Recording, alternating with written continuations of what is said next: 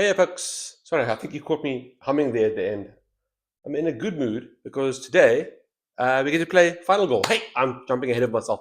Hiya folks, hiya. Welcome to Birds on Board, your home of board gaming excellence. My name is Pigeon, and today we have another solo board game playthrough for you. Today we're going to be playing Final Goal, all that Final Goals. Oh, traveling with Todd. Hate to say it, but had this game and never got it to the table. Not sure why though. I love the theme. You blasphemer! How could you do that? So you bought a game and haven't put it. How long have you had it, Todd? That's the thing. I went all in. This is so. I'm getting so ahead of myself now.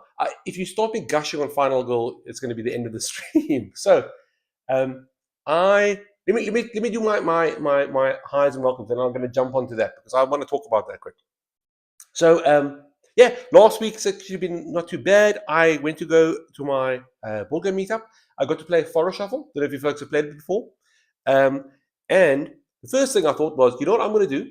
I am going to be sneaky and pick a scoring strategy that wins me the game easy peasy. So I was going to go for the hairs, the one where you can put the hairs on the side. And what happened was, 2 years, Todd. I'm going to have, just let me finish my damn ramble, then I'm going to get back to you. So I thought, okay, I'm going to do the hairs. In Forest Shuffle, you can have as many hairs as you want.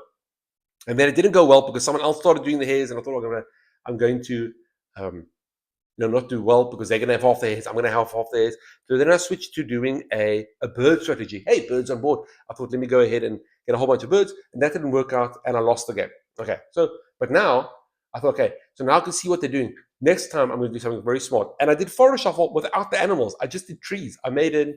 What is a group of trees called? It's not a forest, like a tree zoo. Is it not an orchard? An apiary is bees. What is it? What is a jump of? Oh, I know. No, you don't get off so easy. You're going to take this tongue lashing. What do you call a tree? We're like a tree zoo. What's a tree zoo called? Anyway, I made a tree zoo. So I had a whole bunch of trees, and I had so many points, and it was going to be an easy win, and somehow I still didn't win. So very disappointing.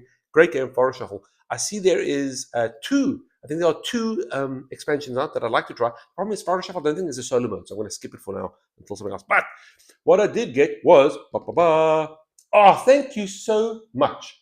An arboretum. No, not a grove. Not a grove.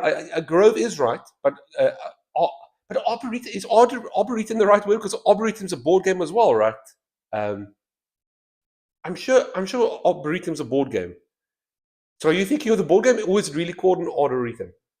Yeah, I think forest, grove, all those things are the same thing. But it was like a tree zoo, arboretum. I'm hoping that's the word.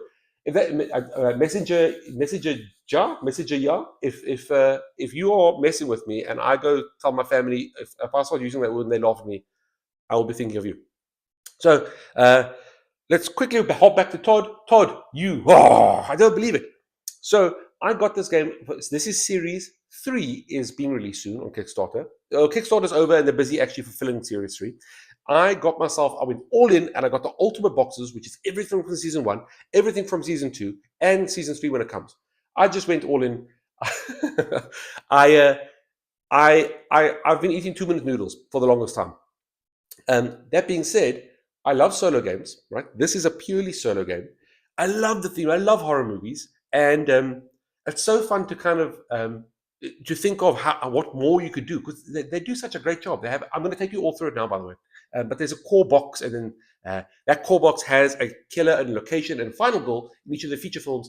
And then what happens is each of these items have a theme based on an old classic horror movie. You can see the connection quite easily. And then every feature film has a bit of a twist to it, and they really push this core box to its limit. So you think core box, all the games are going to be the same? Not at all. Everyone has this awesome twist, which I really like. Plus, if you guys have seen me play Spirit Island, Heat, or Lost Ruins of Arnak, theme is such a big deal to me, and this thing is absolutely dripping with it, and with blood, apparently. Okay, let me. To make things worse, I have both series and waiting on series. Okay, well, that's an excuse. Okay, that's okay, because then at least I can't shout at Todd, Traveling with Todd. I think you also have a board game channel. I'm sure I saw your channel where you were traveling around. Go check out Traveling with Todd. See if he's got anything good to share, and come back to me and tell me how I can catch up to him and his awesome content. Thought so. I recognized your name. So I have a lot of these boxes. As content creator for board games, I cannot just open the games and play it because I want to record unboxings and I want to make sure I know anything. So the first time I showed you folks, I'm kind of semi-adequate. So I went ahead and I unboxed the core box, right? I unboxed the very first feature film, and then I went and I unboxed this Playmat over here because it looks damn amazing. And I'll take you all through it right now. Okay, so Tin Street's here. For the others of you who didn't see the unboxing of the actual Series 1 and Series 2, I just took the plastic off. Tin Street came along and she slammed down, bam, such a killer joke that had everyone cackling, and I think we all went to sleep quite happy that night. It was brilliant. Well done, Tin Street, for making everyone's day better. Then tonight, I was watching another stream, another great YouTube channel called Nat1. They do board games, tabletop games, TTRPGs, a whole bunch of awesome stuff. Go give them a follow. And I saw in the chat, I saw Tin Street there. And what does she do? She drops the exact same joke like some mad person. You can't reuse jokes. So anyway, so how do I ban someone straight away from the? There we go. There we go. She's banned. There we go. We don't have to worry about her anymore ruining the stream with her reused jokes. I'm rambling so much, and I really want to just start. I want to start now. Let's head to the table. Usually I set out before, but this time I hadn't actually set out. I thought, let's go ahead and I'll set it up with you folks. Also, because I've watched so many streams of this, it feels like I've had the game for years, but I only received this like about a couple of weeks ago, 3-4 weeks ago. I played it twice since then with the first feature film. I won both times, and that gave me the confidence to go, okay, maybe I can stream this and look semi-adequate. The reason why I want to set it with you folks is because I've only played it a couple times, and because it's a solo game. A lot of times when we play board games, obviously, there's someone who knows the game and they can teach it to you, and that's how it kind of spreads. You teach me, I teach it to the next person, and it spreads. If I make a mistake, you correct me. Because it's a solo game. If I make a mistake, there's no one to correct me, except my conscience. But hopefully, if it's a stream, you folks can go ahead and just moan at me and tell me I'm doing something wrong. And also, leaving comments, just tell me I'm rubbish, and then I will know. Now I remember for next time. Now I want to hear the joke. You don't. Somehow Tin Street got back in. No, that's not. It's you tell the joke once and you write it off Tin Street. That's how it goes. Messenger, it is such an awesome theme. I love. Although that being said, I'm nowhere near close to being monetized on YouTube. I don't think anyone's shy of that fact. It is. I'm nowhere near it. That being said, if I did ever get monetized, I doubt this would give me any money because I don't think you're allowed to do anything with blood and guts and horrorcore. And they're holding the punches. This is quite a adult theme, a mature game. And you'll see it when I start whipping out the cards. They're not holding any punches. For real, you get banned. Don't you dare. Tin Street, maybe whip out that joke. I mean, it was a pity laugh I gave you. Let's be honest. But you can whip out that joke when I'm deep in the game and maybe I don't see it fly past. Okay, let's head to the table. Sorry, I'm rambling, folks. Sorry, I'm very excited about this. Woo! Here we are. Okay, so first of all, let's go ahead and look at the playmat. So the playmat comes in this awesome thing. Check this out. Okay, so it is awesome box, Series 1 game mat. There is also one in Series 2 where they updated a bit with the new features and whatnot. Apparently, the Series 2 playmat's even better, so I'm excited about that. And then in Series 3, I think you get a playmat on the side here for extra stuff, for extra special events and whatnot. So that's exciting. But that's why I've unboxed it. Core box, the first feature film, and then the playmat. But check this out. Look at now the theme of all of these boxes are supposed to. There I saw it Tin Street. Everyone, if you find that joke funny, there's a little reaction button on YouTube, and you can give her a laugh if you feel so. If you feel you need to. But otherwise, just go ahead and press the boo button. Actually, don't. I don't know if that affects me. Don't press the boo button. Give her laughs. So each of these feature films is made to look like an old VHS tape. How cool is that? right? So what goes with the VHS tape? Well, the VCR. How cool is that? So the game mat is kept inside this cool VCR box. But over here we have our minor powers. We have space for the killer board, the location board. Our items are set up. The victim pool, in case we need them. We shouldn't be using them. There is also space for events and the different events that come by. There's the terror deck and the active hero card that we're going to be flipping every turn. Over here, we have my items in my backpack as well as my hand. And this, I know I'm rushing. This isn't a tutorial. I'm just giving you a quick background, but I will go through it the first time as we play so that someone can correct me, if I need to. Get better. There's also tokens over here. There's a space over here for your dead victims, and we are going to get no dead victims. No one dies tonight, not on my watch. We have over here, this is called the action tableau, and this is the most important part of the game. This is where we choose our actions for our final goal to run along. We have a place for our dice. We have our play area where we play our cards down. We have our space for our final goal, our health track, as well as where our hits, where they've gone once the killer hits us. And we have our, this is a whole bunch of stuff. This is our horror track as well as our time track. So quite a lot. It might seem daunting. It's not. Once you get the rhythm of it, it's quite easy. And then also, obviously, the killer tracks over here as well. Where's the killer? Oh, the killer tracks on the killer's health is on his board. Okay, so let's get going. I'm going to start whipping things open. Oh, traveling with Todd. Lol, that joke is just rubbish. Tin Street. Oh, that wasn't just me. Now, everyone go ahead and go subscribe to Traveling with Todd. Thank you. And okay, and then Tin Street, I'm done now. We don't make fun of your joke anymore. We don't make fun of your joke anymore. Okay, so let's go ahead and open the core box and look what we got. So straight away we have the playmat, right? We don't. Oh, let's play that the player board. We don't need that because we get on the playmat. So I'm going to move that out of the way, and then we have everything we need to play with. Now I will show you things. I will show you two things. I'm going to show you two things I'm not going to show you. So how cool is this? In every feature film, you get 2 final goals, and with it, you get these very little secret. Oh, let me try and see if I can get.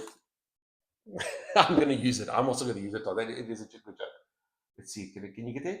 You get this secret little envelope. Look at that. Okay?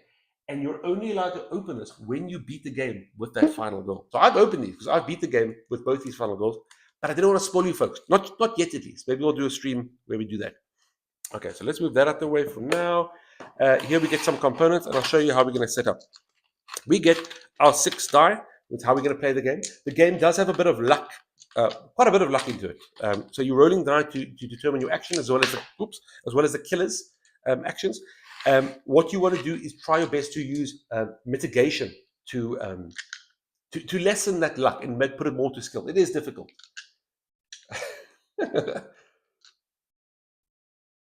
I feel bad now. Tin Street, to be quite honest, I used that joke. I stole that joke the day you told it to me. I told it to someone else. So, whoops. By the way, listen to this. These dice I have mentioned before. You guys have no scale of man. You don't have a scale of me, right? Of how big I am. But I think I have regular size hand. I was always told I have monkey hands, massive palms and small fingers. So I swim like a shark and I can climb a tree, but I can't hold things. But these dice, my goodness, they are so chunky. And listen to this. Oh, okay. I'll just throw them in there for so long. Let me actually show you what they actually mean. Also, I've got one of the things I'm getting is an actual final goal dice tray in one of the boxes. Very excited about that. So if you check here, check this dice. So we have 6-sided, as you're aware. So 1 means nothing. 2 means nothing, right? That's a fail. 1 and 2, automatic fail, right? 3, can you see that 2 little icons over there? And 4, there we are. 4, those are partial successes, which means, no, you still failed, but if I discard 2 cards, I can turn it into a success. And then 5 and 6, 5 is a success, and where's 6? Oh, yeah, I'll find it somewhere. This one doesn't have a 6. This dice didn't come with a 6. This dice didn't come with a 6. There we are, 6. I knew I had it somewhere. Yeah. So 1, 2 fail, 3, 4 partial fail. I can make it a success if I discard cards, otherwise it'll fail. And 5 and 6 is a success, which means I have a 1 in 3 chance of getting a success. So it's against us. This game is against us. Okay. Next up, we have our health, right? We have our tracking tokens. We have our I do have a mini, which I'll show you folks, but I'm going to be using the little meeples because they are a bit easier to see. We have our meeples for the final girl and the killer. And we have our victims, which I'll set out now. So we also have, we have this red little marker, which is our bloodlust marker for the killer. The more he kills, the further he goes along. The more bloodlust he gets. He gets crazier and crazier. And we have our time because we are on this little hourglass. You guys can't say we are under a lot of pressure to get this done quickly. There's time taking. You know, the longer we take, the more victims die, and eventually I'm going to be dead. The plan is that I am the final girl. I will be the last one standing, but I am going to be the guy. Sorry, I am going to be the gal that kills the killer. Okay, so let's get these out the way for now. And this is the big important part. Now, another reason why I can tell you I'm so obsessed with this game and I've been so excited to play it is that I'm playing the game and not all the cards are sleeved. Only the action cards for the tableau are sleeved. That is really against my my beliefs. You need to sleeve your cards, especially in a game that you love so much. But I couldn't help it. I couldn't find sleeves. I got some coming, but I had to play it before I got them. So let me take you through the action cards and also through the final girls. So I'll show you the final girls I got so far. We got Reiko. Oh, no. I just saw that Tin Street. So Tin Street saying I forgot the trick she showed me, and it is a damn cool trick. I didn't know about this. So did you know that the opposite sides of a 6-sided dice are they equal 7? So that's 1. So the other side will be 6, right? There we go. Bam. And then that's 4. So the other side will be 2. Bam. Oh, what? Oh, E7. Yes. 4 plus 3 is 7. Okay, so it does work. I don't forget. I actually, again, I told a whole bunch of people that and acted like it was my tip. I'm a thief. So, okay. So we also have Laurie, who is the face of Final Girl. She's the kind of de facto mascot because she was in the first Final Girl in the first feature film. And then I also have Cindy the elf as well as Mrs. Claus. Now, I was lucky enough. We're going to be playing with Laurie, and I'll take you through what she does now. I was lucky enough because I got the Kickstarter. Van Ryder Games, fantastic company, sent out this. It is, look at that shiny logo. This is their first special feature. So special feature 1, it comes with awesome shiny, look at that, even on the side. Who does that? You don't need to do that, and they did it. They're such a cool company. And they sent this out. This is the North Pole Nightmare? The North Pole Nightmare. Look at that. And they sent this out as a surprise to all the backers and said, this isn't going to go to retail and not at the end of the Kickstarter. You get this now before Christmas. So well done for them. Awesome. I haven't played it yet. I've been keeping that. It is Christmas time coming soon, so maybe I'll stream this. The North Pole Nightmare comes along with the killer, Krampus, the Horned Devil, and at the location, Santa's Village. Very cool. So we'll keep that one for later. Let me show you the action cards. And we can get set up. I really want to go. The game itself is quite short, and I know the stream is going to be. I'm padding it a lot here with all this rambling, but I do want to just set it up for you folks. Usually I set up before the time. Okay, so let's go, and I'll show you some of the cards. So let me just put them down. Let me put them down first, and then I will take you through everything.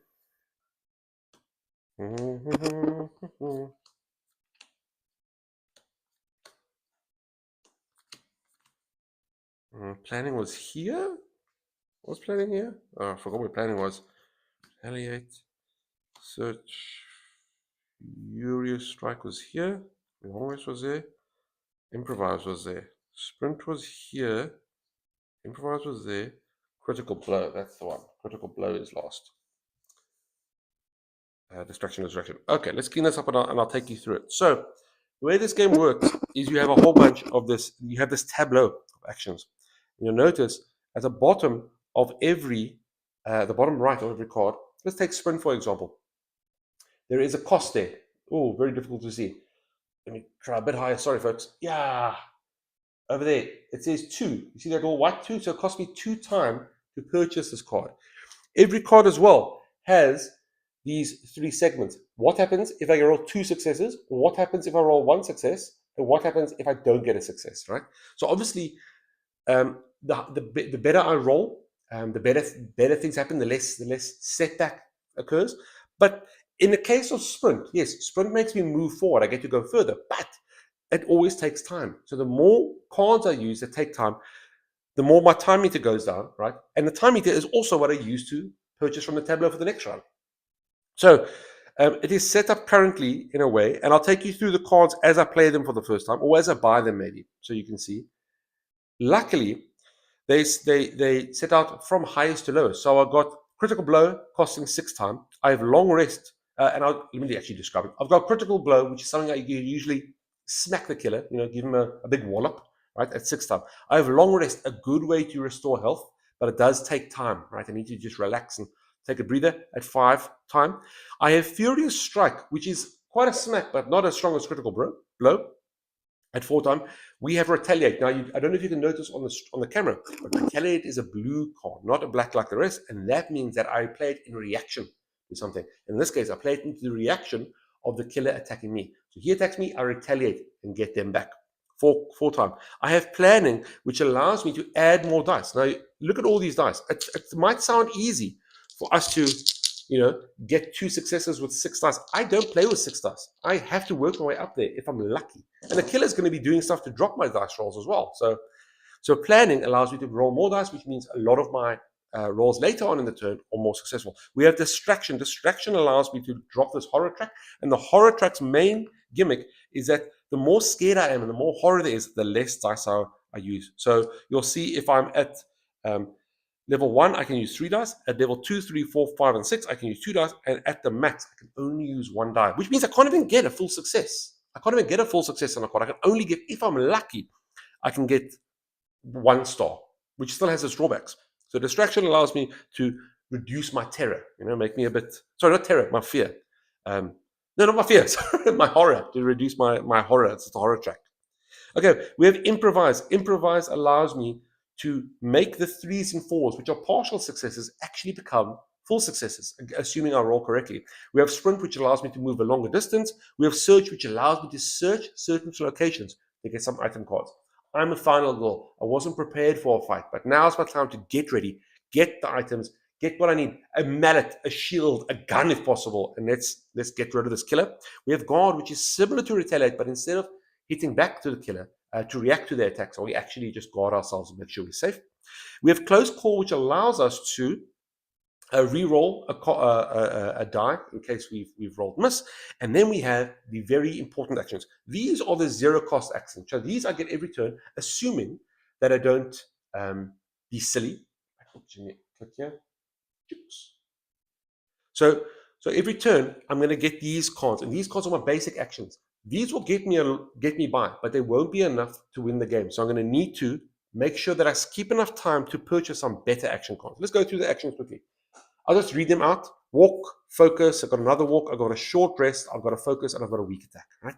Walk allows me to walk a very short distance, but it does cost time. Right? Focus allows me to take a breather. Oh, I forgot to tell you, all these cards have theme text as well. So I'll read them out when we play. Focus allows me to, again, drop my horror level. You can imagine Focus to be like a weaker version of Distraction, the same way Guard is a weaker version of Retaliate.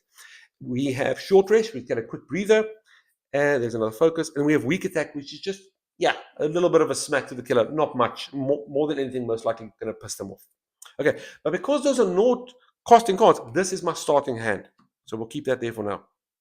Okay, what else do we need to set up? We've got our folks over there. We've got our folks over there.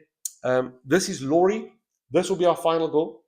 Now you'll notice she has these 6 empty spaces. Those are victim spaces. So as I save a victim, as I get them out of harm's way of the killer and actually get them to safety, I can fill in one of these spaces and get the benefit. You'll see that face with the cross. That means I'm lowering my horror track. The 2 with the hourglass, I get 2 time. Remember, time is something I use when playing action cards as well as using to purchase from the tableau at the end of every turn. The heart is I get a life back. One of those 2 I can't see.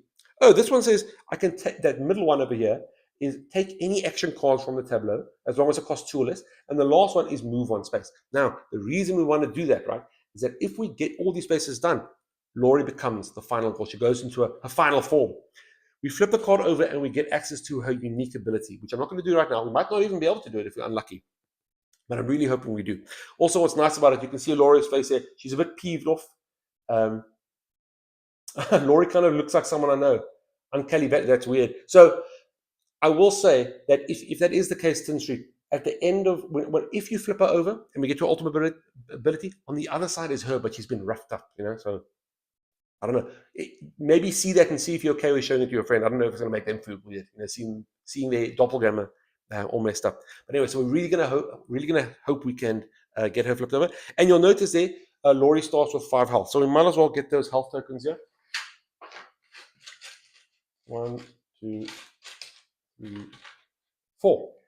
Okay, so we're going to put 1,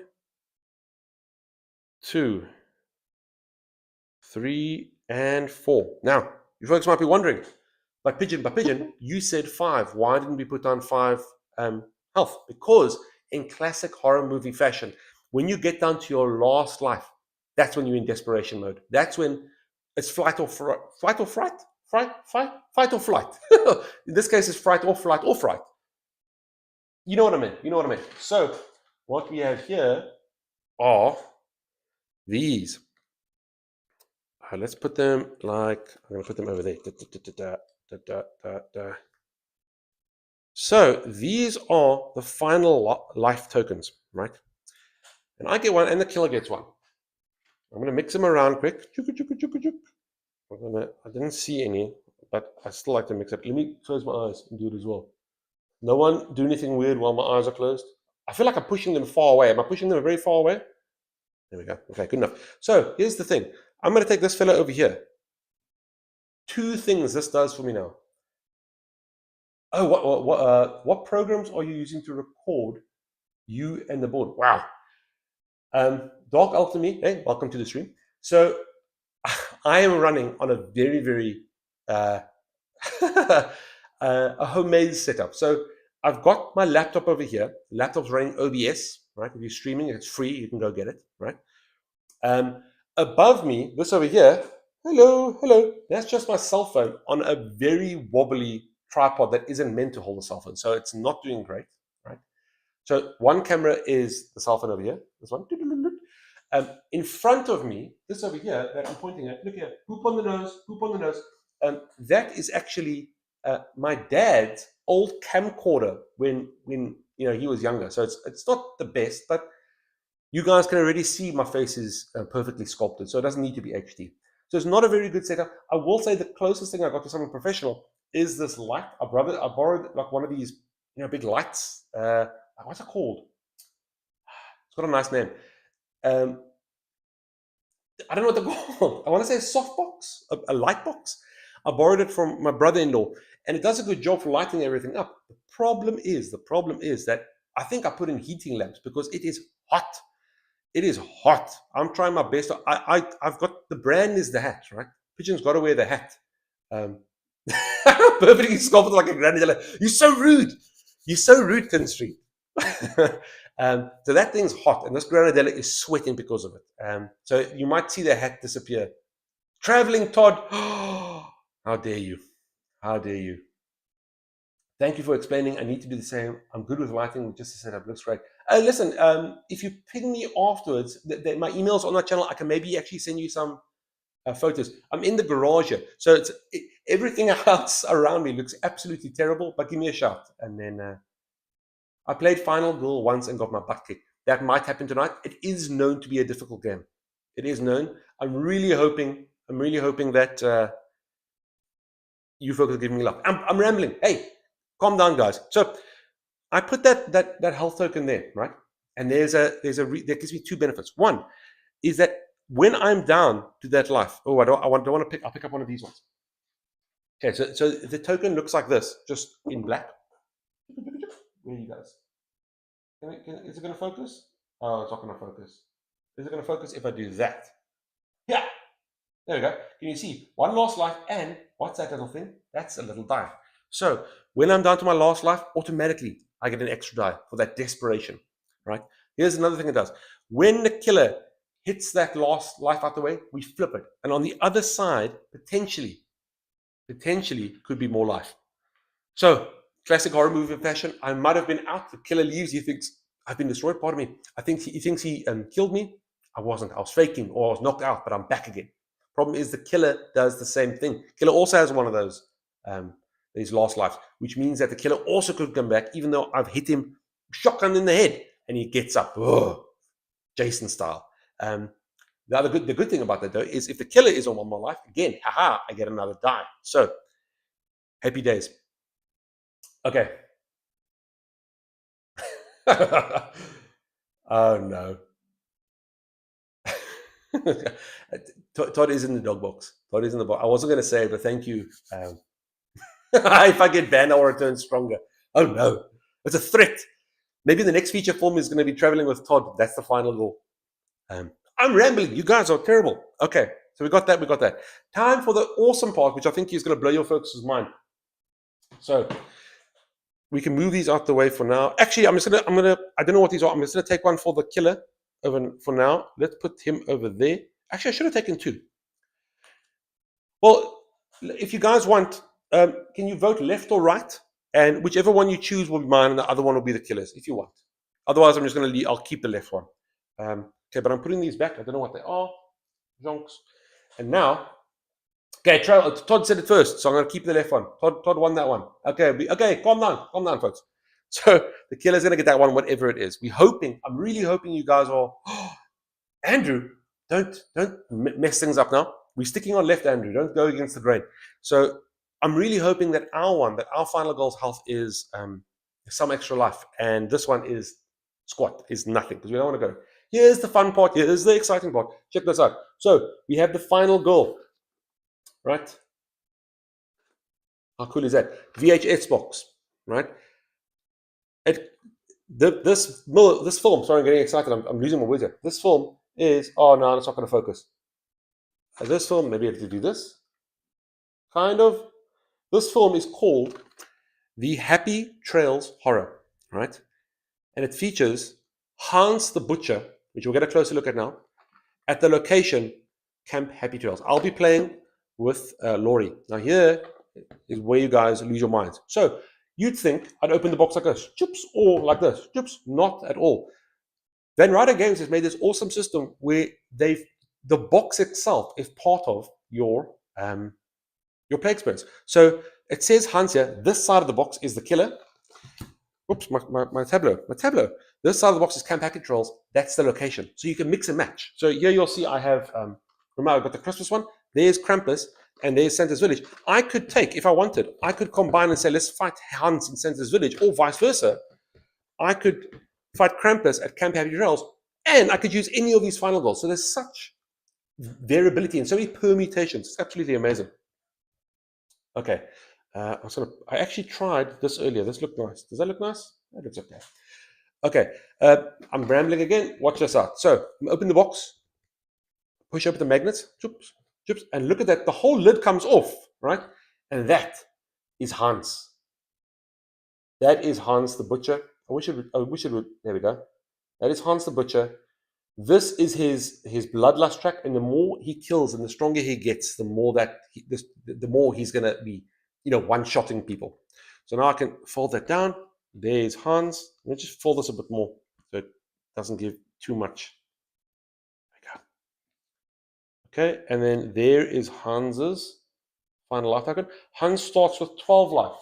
So we are going to get ourselves 12 hearts, 11 hearts for him. 1, 2, 3, 4, 5, 6, 7, 8, 9, and 10. 1, 2, 3, 4, 5, 6, 7, 8, 9, 10, 11. There we are. And we hope that's all. Okay, now there's no way Hans is going to fit here, Hans. So I'm going to have to stack these. But let me move the mic so I can go a bit quicker. Faster. Jeez, it's hot. It is too hot. And how do you think Hans is feeling? And he's wearing that pig mask.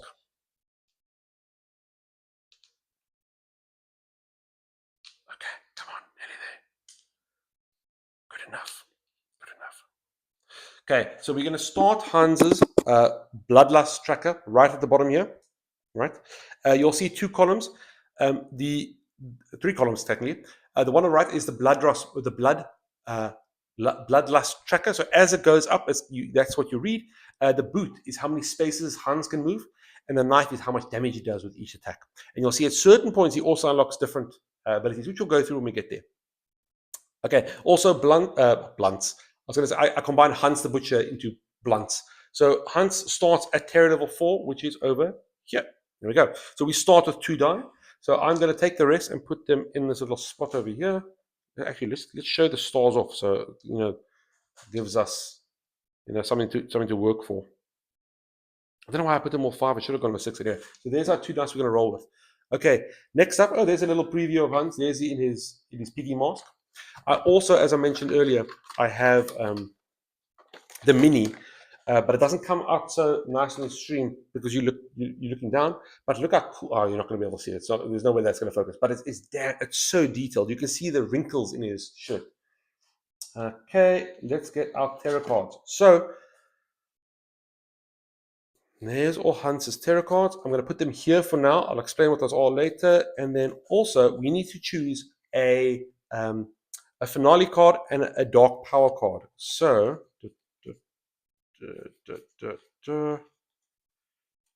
There's a feet, there's a head, there's a feet, there's a head, there's a feet, there's a head, there's a head, there's a feet. Okay, so Hans doesn't start with these. One gives him a special ability, and one is his action per turn and how strong that is. In each of these, there is an epic finale and an epic dark power. I'm going to remove those because I'm not ready for that right now, but I'll show you how it looks. So there you can see, and this is again why there's no way this is ever getting monetized. There is Blood Frenzy. Check out that. So it's got all the it's so high, all the blood around it. And then this part, what does it do? For every victim that Hans kills, he gets an extra bloodlust. So he's getting 2 per kill. So not a chance. Get up on out of here. And then also there is an epic finale. Now the epic finale isn't actually included if you buy the separate. It's because I got the Kickstarter that it came in. I got it with. But look at that. Jeez Louise, this is brutal. Hans walks, if you guys didn't see there you can see him. There you can see. Hans walks around with a sledgehammer, by the way. So there you can see he's gotten Laurie in the epic finale. So that's no thank you. Okay, so we're going to give this a bit of a shuffle. We don't know what these are until we flip it over, but I'll take the middle one. There we are. And that can go back in the box. And then same with the dark power. Okay. And don't worry about them for now. We'll talk about what they do and how they play. At this point, I'm going to close it up.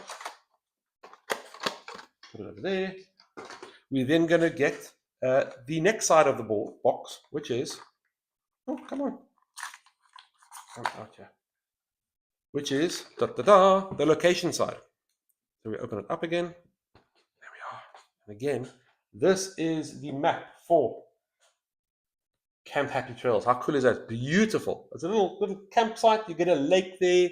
There's the docks. There's a fire pit for parties. There's the cabins where all the folks are sleeping. Oh, there's Makeout Point. I know what happens there. I've read young adult novels. So let's put Camp Happy Trails there. And then Camp Happy Trails, again, comes with a whole bunch of stuff, right? To make the game a bit more fun. It comes with some tokens, which I will... Isn't there a place for tokens here? I think I'm just going to put the token... Oh, there's the tokens. Okay. So there's my tokens, in case I need them. It did come with a speedboat.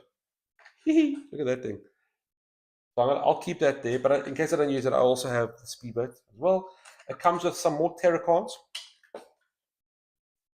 right? And then also a whole bunch of other smaller cards. And that's it. Okay, I don't need that. I don't need that. That can go away. That can go away.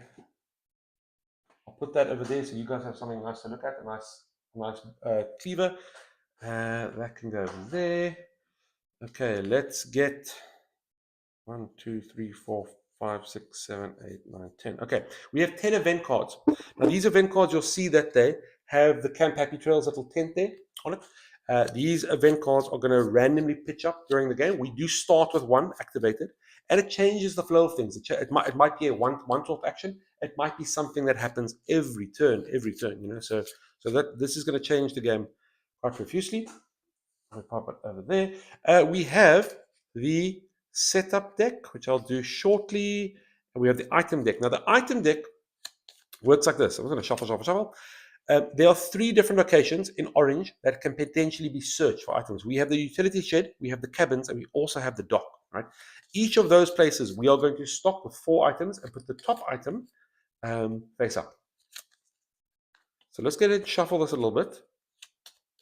And then I'll make little piles over here. 1, 2, 3, 2, 2, 2, 3, 3, 3.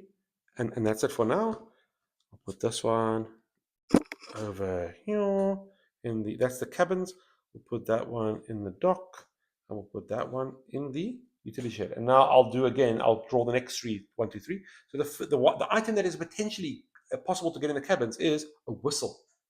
It doesn't sound so cool, and yet we want it. Oh no, focus. Well, the whistle pretty much what it allows me to do is it allows me to go and get the victims to come towards me. Come on, guys. It also allows me I can only carry 2 victims at a time. With the whistle, I can have 3 victims follow me. The problem is when I whistle, Hans also hears, and Hans is coming. I do like that though. I do like the whistle.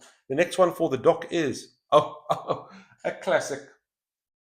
It's the knife. And what does it say there on top? Great for whittling. Also great for stabbing maniacs. Whoop. There we go. Whoop. Well, there's the knife. Also nice. I also like that. And then lastly, for the utility shed, we have the archery bow. So quite the opposite of the knife. This is another weapon, but I can attack at range. How cool is that? Okay. So that's the item decks all done. That's the event deck all done. We have the setup. This is how the board is going to be set up, and it changes game by game. And they've got a little theme, which is quite nice as well. And this is it for setup. Then we're done. Sorry for the delay. We're actually going to get started now. How long has it been? 27 minutes just to get started. I do apologize, folks. Okay, but here we go. The starting setup for Camp Happy Trails is... It is... Oh, dear. I didn't choose this, folks. I don't even read that. Let me move this out the way. Apparently... Oh, come on. Why won't you focus every time? I'm contorting so bad. Skinny dipping, woo! So that means we've got a whole bunch of campers at the dock in the lake. Oh, it's so weird. And I don't know if you can see that the yellow is the final goal meet. So I'm at the docks watching, and look who's on the other side of that K. Hans is sitting watching all the campers skinny dip. What a freak! What a freak, yo! That being said, I'd also watch. Okay, so let's go ahead. We're going to set up all these numbers, all the victims. So there's one victim there. We have. I'm going to lay them down rather. That'll be easy for you folks to see. One there. We have one here in the cabins. There's not much grouping, is there? Oh, we have 2 at makeout point. Maybe they shouldn't be laying down, just in case that insinuates something. Okay, we got 2 in makeout point. We also have 2 at the cliff. I wonder if they were diving off the cliff. That'd be cool, eh? And we have 1 at the lake. We have 2 at the fire pit, probably drying off after a swim. And I think that's it, right? 2, 1, 2, 2, 1, 1, 1. Then we have the killer over here watching the folks, weirdo. And then we have the final girl here at the dock, ready to go. Oh, it'd be nice if we had the boat now. That would be nice to pick up everyone and skedoodle. Skedaddle. Okay, well, there's our setup. Okay, last thing for setup is the terror deck. Now, the terror deck's quite nice. What happens, and it's featured, I think it's 10 cards. Just let me double check. Setup core box.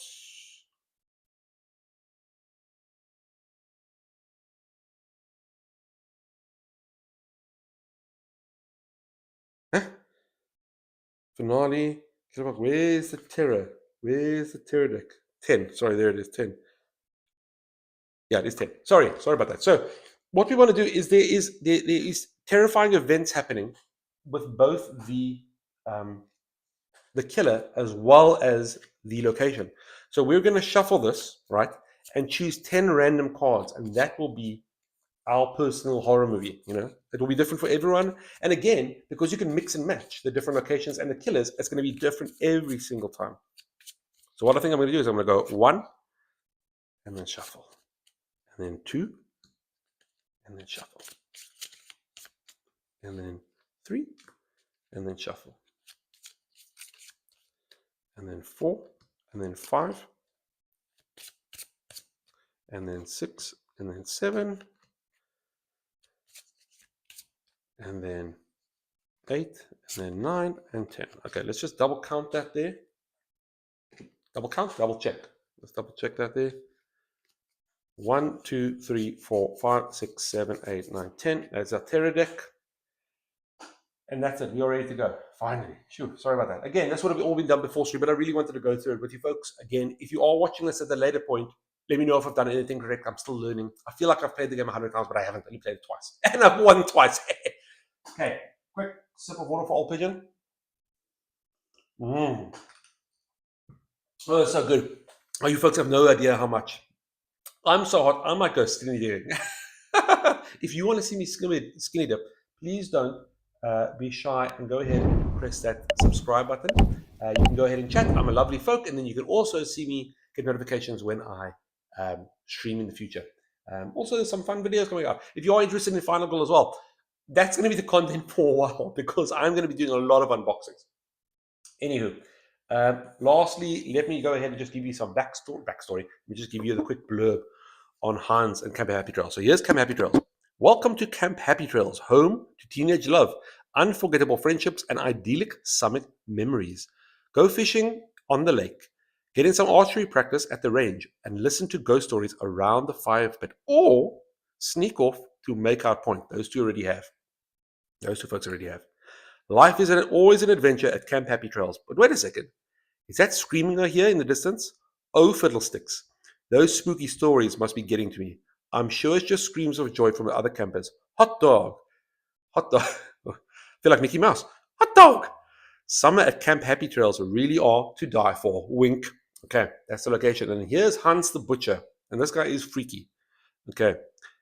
They say he wears a worn butcher's smock, stained dark with blood. His sledgehammer, which he drags behind him, supposedly weighs over 50 pounds and could crush an elephant's skull. I'm getting nervous here. I'm looking around. He's over 7 feet tall. So am I. No, I'm not.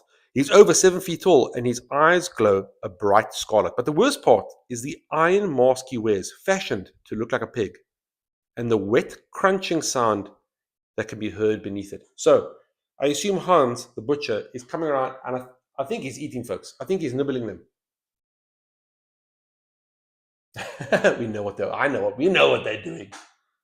We know what they're doing, 10th Street. No one's going to fool this detective. Okay, and that's the game. So to start the game, we're going to flip an event, and that's going to be the starting event. More may be flipped in the future, but we're going to start with one.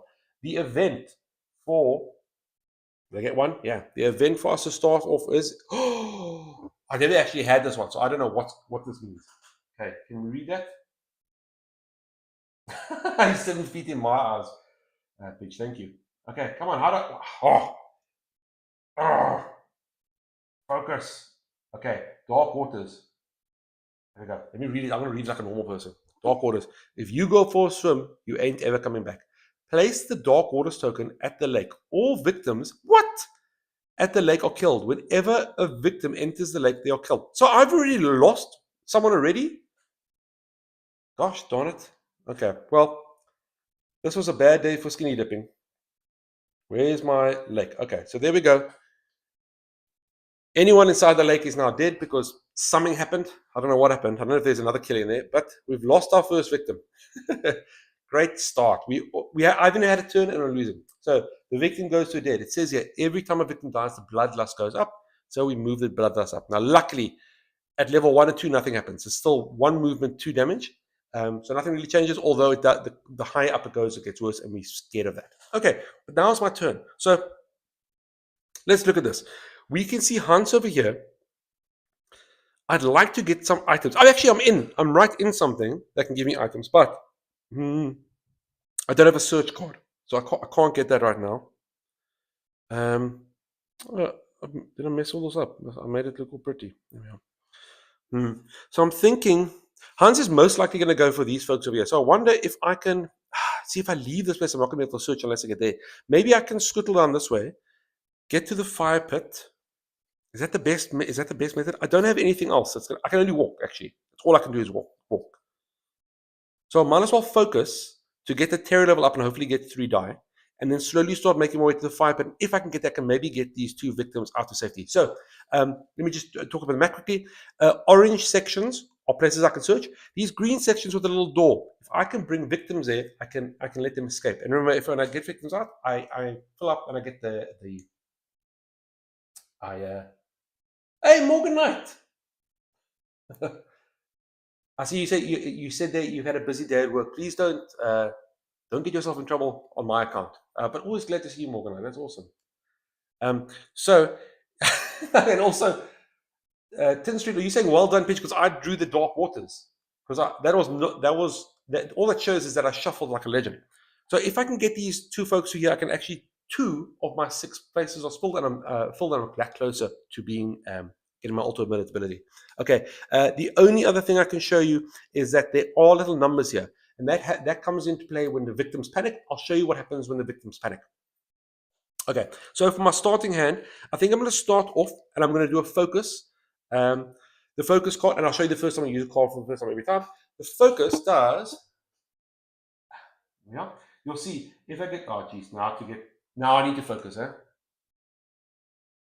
Isn't that ironic? Is that irony? Okay, well, if I get 2 successes, I not only lower the horror level, I also get 2 time back. If I get 1 success, I lower the horror level, but I lose a time. That's okay. And then if I get no successes, I actually lose 2 time off the get-go. The little blurb here is, oh, okay, think. I know what I have to do. It's scary, but I have to get over that and focus on my next move. So I'm really like, come on, get it together, final goal. Okay. And I don't know if I told you, sorry, this is based on, surely you know this already, but I don't know if I said it explicitly. The Final Goal game is based on the Final Goal trope. It's an old horror movie trope, still in things today. You'll think about any classic horror movie. You know, there's a whole bunch of kids or young adults, whatever, and they start dying off, and eventually one of the girls, usually the final girl, says, enough of this shit, you know, and then she's like, screw you, and starts stabbing the killer. So that's us. We're playing this girl who's been pushed to her limits. She's not a woman. She's not a lady. She's the final girl. She's going to save everyone, or as many as she can. So I'm going to use focus, right? So focus says I need to get 2 successes. So I only have 2 die right now, but I'm hoping to slowly go up and get to 3 die. So the plan is to use focus, and then start walking this way. If I can get enough focus, I can get 3 die, which will make my walk a bit easier. Okay. Hopefully you can see the plan was to put the dice tray over the dead because I wasn't expecting to have any people die, but we've lost that before the first turn. So hopefully you guys can see I'll put it there. Hopefully you guys can see it. Maybe I put it over there. Then I can't see. I'll put it over there. There you go. We have enough. No one else is going to die. It was just this one idiot who decided to swim when there was people dying in the lake. Yeah. I don't know if you folks can see that. And that's how it's done. So 2 successes for me. So that's terror level down 1, and I get 2 time. Bam, bam. Heyo. Okay, next up, I'm going to do that again. I'm going to do another focus. Does it have the same blurb text? Yeah, same blurb text. Okay, so 2 dice again. Yeah. Okay, and whoops. And that time I got 0 successes. So actually, I can't do anything. So I actually lose 2 time. So, back to where we started. Actually, no, because I did get terror level. So that's nice for me. Okay. Whoops, my location board. Let's see what else I think we should do walk, right? Yeah. Okay, let's do walk. So the first walk, first time we're playing this card. So walk's quite easy. If I get 2 successes, come on, focus you. I walk up to 2 spaces and I lose the time. 1 success, I move to 1 space and lose the time. Oh my goodness. This is where you need proper equipment. If I get no successes, I have a choice. I can either lose 2 time, or I can move 1 space and lose a life and lose 2 time. And the little blurb at the bottom, One foot in front of the other, nice and slow. There is a bloodthirsty killer after me, but that's no reason to panic. Right. Okay. So let's play walk. We're looking for 2 successes, please. Yeah. I got 1 success and one nothing, a failure. So I can't do anything, but I can move 1 space. So I will move 1 space, chunks, and I lose a time for that. Let's put that over there, and then I'll do another walk. Again, 2 die. Come on. It would have been nice to actually just a bit close to the killer. I mean, not to the killer. So, okay. So here's the thing. I've got a 3 and a 4, which means partial success. So I could turn one of those into a success by discarding 2 cards. But there's another thing I can do with these cards. If you discard cards from your hand, you can convert those to time before the turn ends. And I think I would like some time because I'd like to get some sprints to get these folks out. So I think what I'm going to do is I'm going to take no successes and actually take the option where I move 1 space and lose a life and 2 time. So I'm going to move 1 space. There we are. I'm at the fire pit with my friends. I'm going to lose a health. I'm going to just put the health there at the bottom. You guys keep me honest. Stay at the bottom. And then I lose 2 time. Pop up. Right. That's walk done. And then I'm going to discard weak attack and short rest. Should I? Yeah, I will do it. I'm going to discard weak attack and short rest to get 2 time back. And that's it. That's my turn. The next turn, let me just make sure I get it correct. The next phase is the planning phase, and that is actually where I now use my time currency to purchase stuff from the tableau. So I have 5. So I'd like to get a sprint, right? If I get 2 sprints, that's 4. I can take 1 more. So why don't I take 2 sprints and also a close call? I would actually like to get a distraction, to be honest. Why don't I take a distraction? Yeah, why don't I take a distraction and a sprint? That's 5, right? Because if I'm lucky, then distraction might give me enough to, get 2 terrors and I can get to over here. That'll be nice. Okay, I'm going to do that. I'm going to purchase a sprint and a distraction. So that's my next hand. Once I've got my hand, I will then put the cards I have previously played back into the tableau for next turn. So I can't purchase in the turn I played it. Remember, it's only the North cost cards, so they're going to go right over there. And then, as I was spending money, but I spent 5 anyway, so it just goes back to 6. And that is the planning phase done. The next phase is the killer phase, and this is where Hans gets to move. Now, the way we do the killer is quite easy. We do 2 things. We look at the killer's action, which you can see it here in his finale card. Hans does that, and then we also flip a tarot card. Those 2 things. That's all we need to do.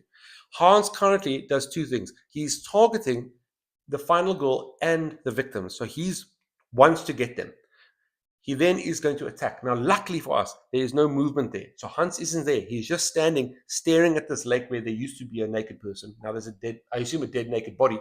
And he just goes, he stabs the tree. He's enraged. He's not moving. He's just standing there, lurking, waiting.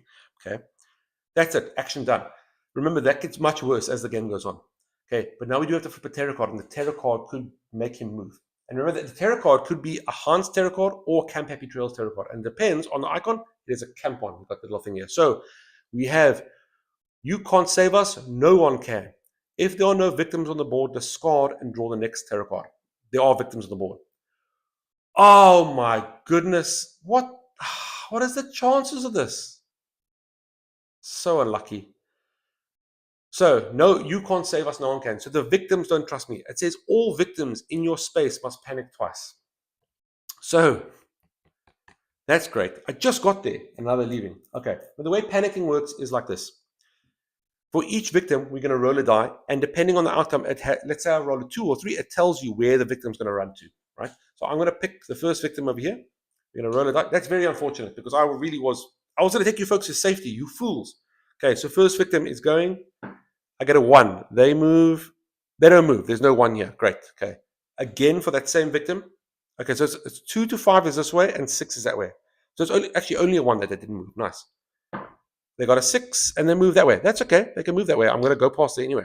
Okay, now we're doing the second victim. Panics twice. We've got a 4. That's unfortunate. Unfortunate. Now, if we're lucky, if I get another 4, he goes back. Oh yeah, 4 or 5 will be good. But if I get anything else, he's going to go elsewhere. He's going to go closer to Hans. Is that a 6? That's a 6. Damn. He actually is on the exit space. Now, here's the problem. Even though this victim is on the exit space, he won't exit without my assistance. He's panicking. They're frantic. They are idiots. They are utter fools. You know how people are in horror movies. He's standing there waddling around, waiting for assistance. Not going. Okay, that's the 2 panic phase. That's the 2 panic. And then lastly, Hans gets some more actions. Hans, again, is going to target both the final goal and the victim and stab. No one's there. He's fine. But then he's going to target the closest victim and move. So the closest current victim is 1, 2, 1, 2. It is both of them. When it's a tie, you go for the victim pool that has more people. So he's going to go there. So he's going to target them, and then he's going to move. His movement is currently at 1, so Hans goes 1 step closer. Again, they're safe. I say they're safe. That's in big quotation marks, but no one dies. And that is a turn. So there is one more part of that. There is the panic phase. If anyone died this turn and they're in the same space as Hans, they panic just like they did now. We're not going to do that right now because no one died this turn. That guy died before we even started the game. And even if we did, there's no one else in Hans's space, so we're fine.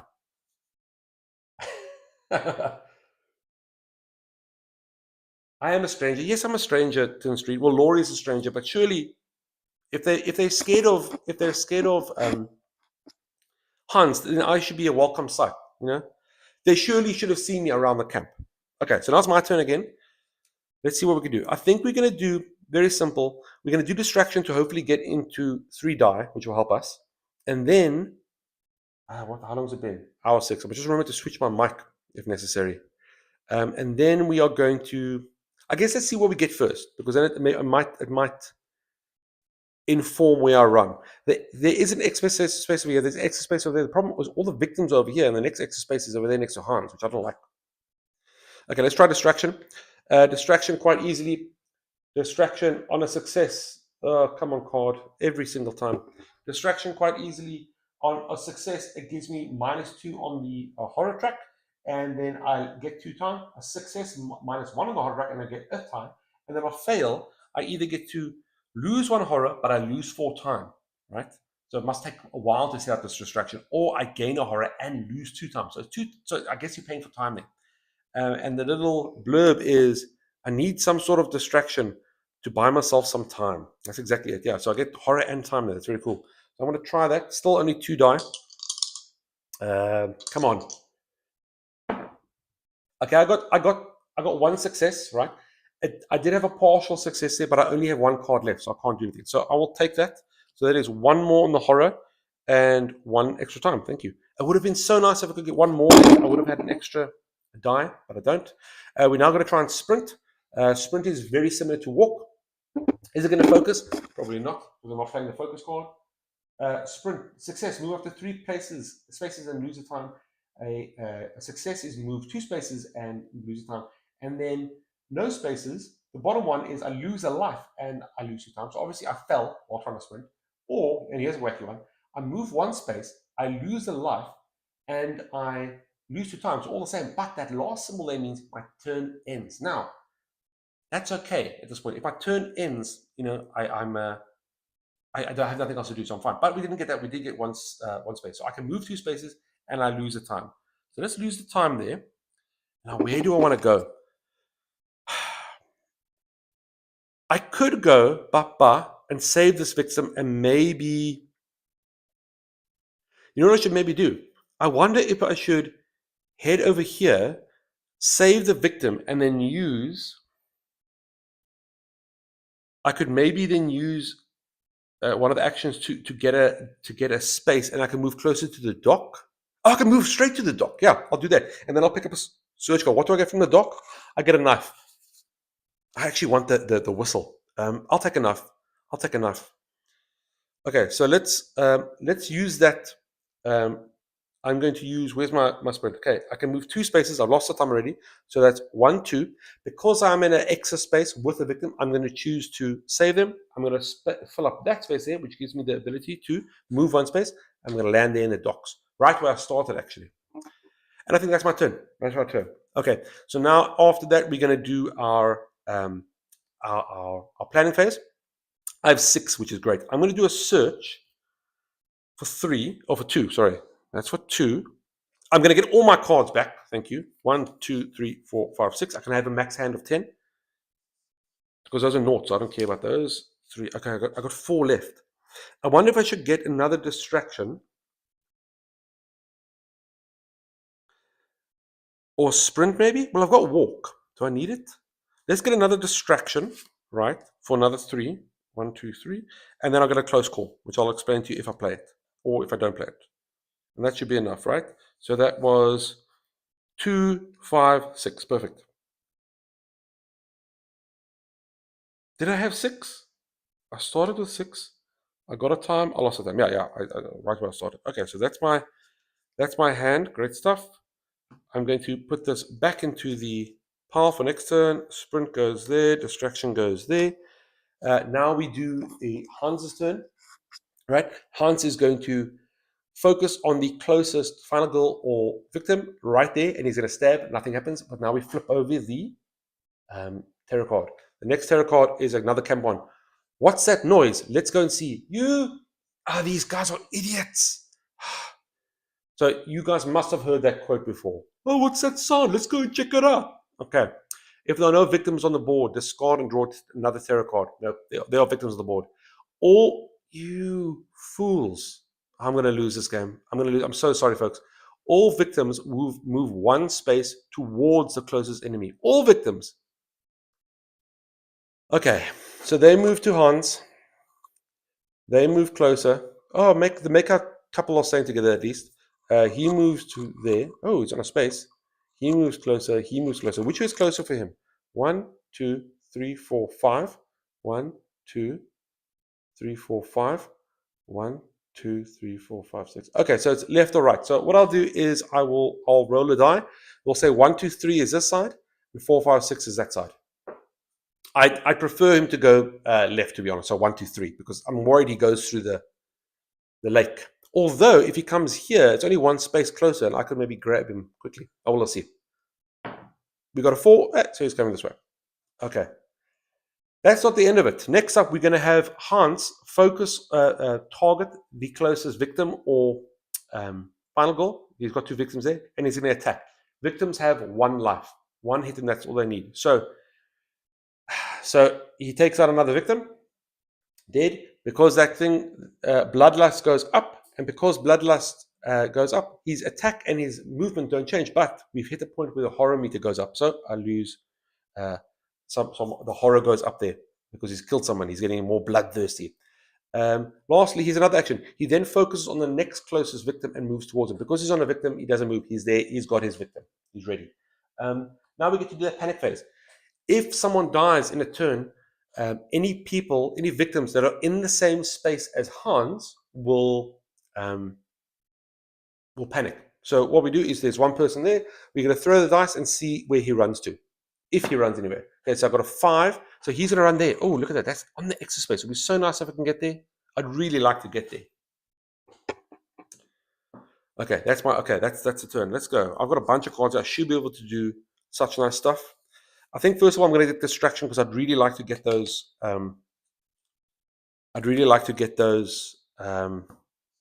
At this 3 die. Okay, come on. And I think. Oh, sorry. I'm seeing messages. Tin Street had to go. Thank you so much for the company, Tin Street. You and your comedy, absolutely perfect. Thank you so much. I think lives can be saved for the future watching.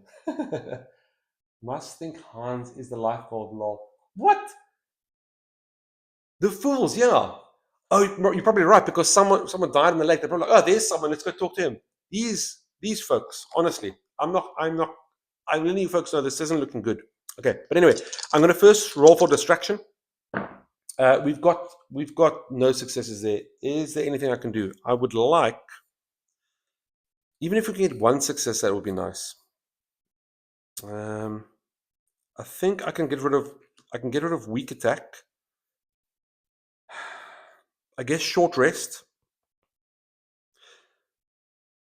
I'm gonna discard short rest and weak attack to flip that, make that 4 into a success. There we go. So that's 1 success. So we lose 1 on the horror track and gain the time. There we are. Next up, I am going to. I think we can do a focus. If I can just get into that green, I'll be fine. So I'm going to do a focus. Remember, we did focus before. It's pretty much just a weaker version of distraction. I do need 2 successes though.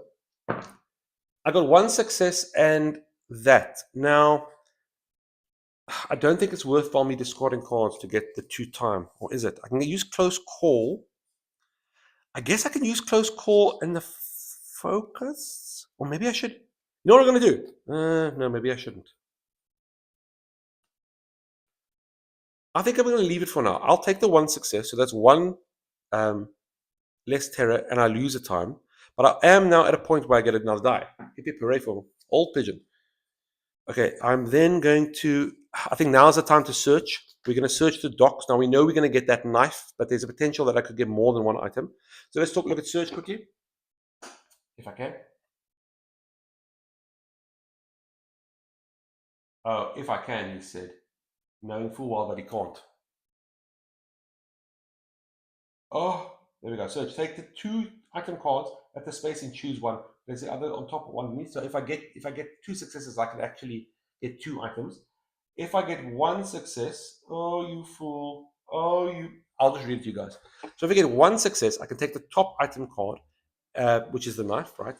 I lose time on both of those. If I get a fail, I have 2 options. I can either get a horror and lose 2 time, so the search was in vain, or I can take the top card of the space, but I do then get 2 horror, which will be sad because I just got here.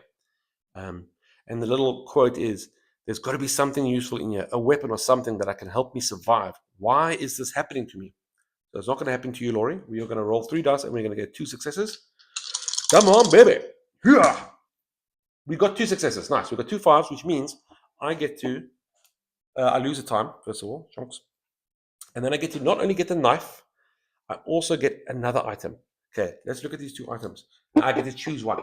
So the knife, it has a range of 0, so I have to be on the same space as Hans, and it gives me 1 extra damage when I hit him, and it says great for whittling, also great for stabbing maniacs, as we read that earlier. I showed you this card earlier. It also is a 1-handed weapon. I have 2 hands with me. Some items require 2 hands. This is 1 hand. The next item we got is a, hey, the motorboat keys. Ooh. Gone fishing. Place the motorboat token at the closest space to you bordering the water. Spend 2 time to use the boat to travel to any other space bordering the water. Victims can come with you. That's awesome. Oh no, it's starting to rain. Old man Jackson isn't going to mind if I borrow his boat because I'm pretty sure he's dead. That's very cool because I could actually go and save those 2, then come back. Maybe I do that. I think I'm going to do that. I'm going to take the motorboat keys. Motorboat keys don't even take anything out of the hand. And I think I'm going to leave the knife here for now because I might want that. I do apologize if the rain gets a bit wacky. I hope it doesn't get too bad. Let me try and speed this up. Whoops. I spilled water in the dice tray. I don't know what that means. I'm also going to use I'll use the little motorboat. The motorboat goes over here. Wait. Place the motorboat at the closest space to you, bordering the water. It's with me. There we go. Okay, that's cool. That's awesome. Because victims can come with me on the motorboat. So now, did I lose any time with that? Yeah, I lost time with that. Yeah. Okay. So now what I think we're going to do is maybe we should not use walk. Maybe we should use 2 time to go pick them up, 2 time to get back. Is there any way for me to get more time? I can use a focus. Maybe I use a focus then. Actually, then I can just, yeah, I can put them back here. Oh, this is good. This is good. Hans, you fool. I'm going to use my motorboat. I'm going to spend 2 time to hop on. You know, I prefer to use that mode. Let's use the proper motorboat. Let's go for a ride. I'm going to go there. I'm going to pick up these 2. I'm going to spend another 2 time to go back. Okay. So here we all are back at the docks. Now, see, if I walk, I'm going to lose a time, aren't I? Should I focus first? What's the downside of me focusing first? I guess nothing. Well, I could lose if I get all failures. Well, then I can use my close call. Yeah, so maybe should I use focus first for the time? I'm going to use focus first. Okay. I'm going to try another focus. Just so the time track gets up. And the reason why is that if I ever waste enough time that it goes into this red, remember the symbol, that X, it means my turn's over. And I don't want to do that just yet. Come on, baby. Focus. I got 1 success, and I can discard 2. Should I do it? I'm going to do it. I'm going to discard 2, right? I'm going to discard walk and close call to make one of these a success. So 2 successes means I lose a horror, right? And I get 2 extra time. Bam. Great stuff. Now, because my horror meter is at its best point, if I ever get less horror, I actually gain time. Hey, happy days for me. Now that I'm at that point, I'm going to use my last card to walk, right? And hopefully, I just need to get there, right? I just need to get there. So let's go ahead and throw 3. Yeah, I got 2 successes, legend. So that means I get to move 2. I think I'm going to go, I'll go 1. And I lose the time. Let's lose the time first along. Now I'm trying to think, and I'll drop off the victor. Well, let me just decide. Let me just decide what I want to do. Where do I want to go? Do I want to go maybe back and search for that knife again? Do I want to get a knife?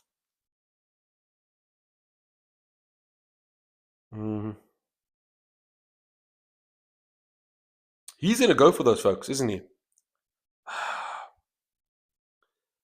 I wonder what I should do.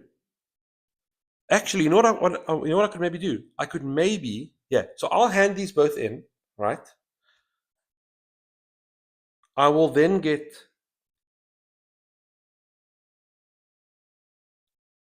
Should I get the search? I don't know.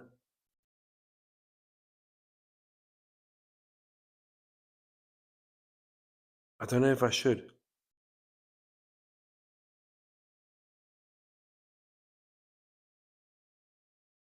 Because I got another movement, right? I could go move back here and go to the cabins and get that whistle, which is what I'm thinking of. So I think I'm going to do that. I'm going to take an action card. So one of them is take an action card worth 2, and I'm going to get a search into my hand. I'm also then going to get 2 time, right? And that's it. Then with my second move, I'm going to head back to the docks. Okay. So far, so good. Things are happening. Things are proceeding. I'm then going to use 2 time to use my motorboat again to shoot over to the cabins. All right. And while in the cabins, I'm going to use my search card. Okay, so I should at least get, well, unless I get 3 failures. I just need one success, please. 1 success. Come on. Oh, and you know what the problem is here? Should I do that? Because I only have 2 left. I only have 2 left. Maybe I shouldn't search.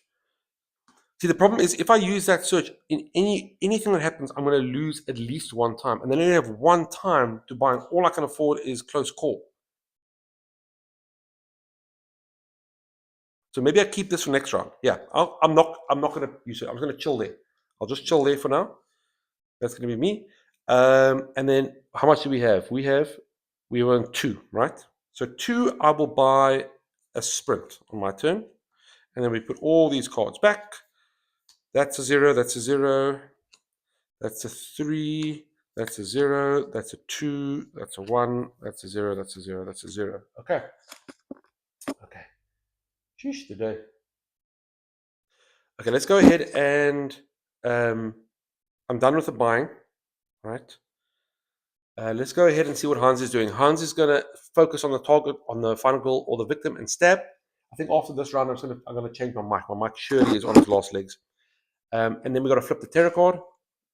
Come on, something good. Oh, something good for me. He's just standing there. So we get. Oh, and this is a Hans card. You see. So he's just 2 on the horror. 1, 2, not great. Hans is now going to focus on the closest victims and move twice. So that's 1, and he's got there. So he's going to stop. Okay. Okay. At this point, it's panic time. You'd think the victims will panic, but no one died this turn, so the victims don't panic. So that's the end of round. Okay. Now here's what's going to happen. Oh, I can move this back to 6. I could search, and I think then the plan is if I can run to Hans, right? If I can get 2 on the sprint, which I see 1 success. Oh, but I'm only running 2 die now. That sucks. Well, it doesn't matter. I don't have any cards. I'm going to have to just commit to this. If I can get to Hans with the 2, I can save this 2. Although he's going to hit me, but then I might just buy a couple guards. That might be the move. How much? He only does 2 damage currently. Yeah, maybe I get a couple guards or retaliates. We'll see. Okay, I'm going to go first ahead. I'm going to play search. Only 2 die. That sucks. Got to focus. Okay, so I want at least 1 success would be nice. And if I get anything but a success, I don't have enough cards to make it. So we really need this to. I will. Oh, don't distress. I just want to get something first because I might be able to use that. Okay, so here. Okay, so the search didn't go well. So I could take the top card and 2 horror and lose 2 time. The worst times. I think I'm going to do that. I think I'm going to take the whistle. I'm going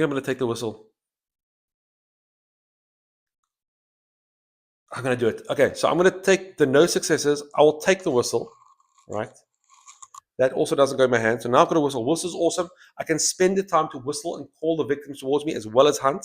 And then I can also, I can now carry along 3 victims as opposed to 2, which is awesome. So if this next sprint goes well, I can actually save 3 in 1 shot, which would be amazing. Then I can final goal move. Hey, okay. So that was, and then I lose 2 time as well. So minus 2 time and minus 2 horror. Okay, damn, further away. Okay, now here's the big one. Here's the sprint. I need to get 2 successes here. I need this very much. I can't even do 1. That is the worst. Because even if I whistle, he's just going to come towards me. It'd be so cool if I could save these people. Come on! I got nothing. I got 2 failures. This is not good for anyone.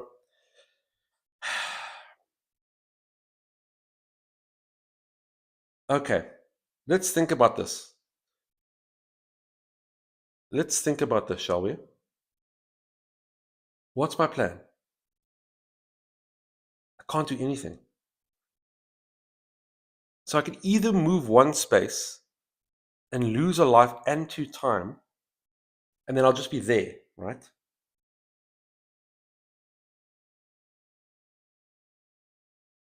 What am I going to do?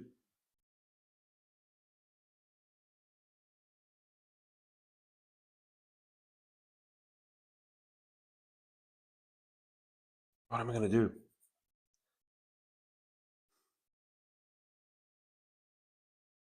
I was thinking if I move over there and whistle, but then he's going to come as well, which I definitely don't want. I don't want him to come. I wish he would stay away. That would be great. How do I do this? Do I move or do I stay? And I lose 2 time. This means I lose a turn if I take that one. Do I want to get closer to him, or is that going to be dangerous? Maybe I should just go closer. What should I do?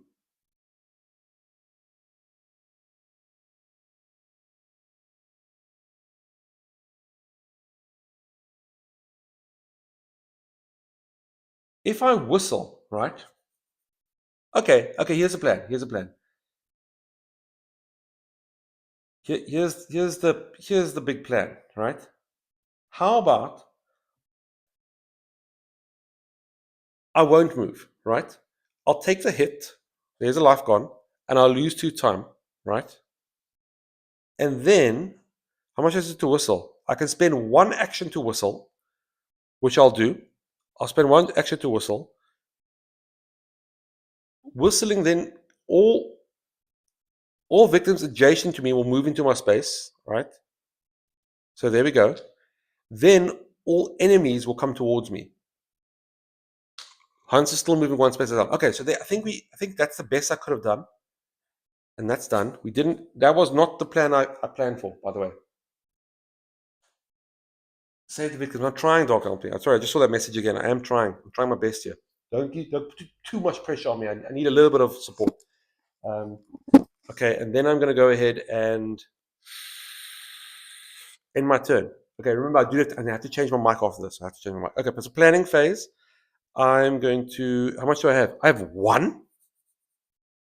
I have one. Well, I guess I'm getting a close call, but also I get all of these. I get all of those. Okay, come on, let's do it. Okay, so we can't search and we can't sprint, so that's not good. I think I might use that motorboat again at this point. Okay, that goes back up to 6. It is killer phase. Hans is focusing on me or the victims. He stabs, no one's there. We're really hoping this tarot card plays into our favor. Please, please, please, please, please, please, please. Hans wants me. He's always wanted me. Damn, this is not good. So Hans is going to focus on the final goal, move towards her, and going to attack. Because there are victims there, he hits the victims first. So he is going to kill a victim. A victim dies. The bloodlust goes up. Again, we're still lucky 2-1. Nothing happens there. And after that phase, don't do it. And now that guy's going to panic because someone dies a turn. So we've got to throw a die for the panic. 1. Where do they go? They go up this way, which is not where I want him to go. I would have preferred him to go there to the exit point. Oh my goodness gracious. Okay, well that's it. That's the turn. Okay, let me take a sip of water. Let me change my mic quick. Okay, so it's going to be silent for 2 seconds.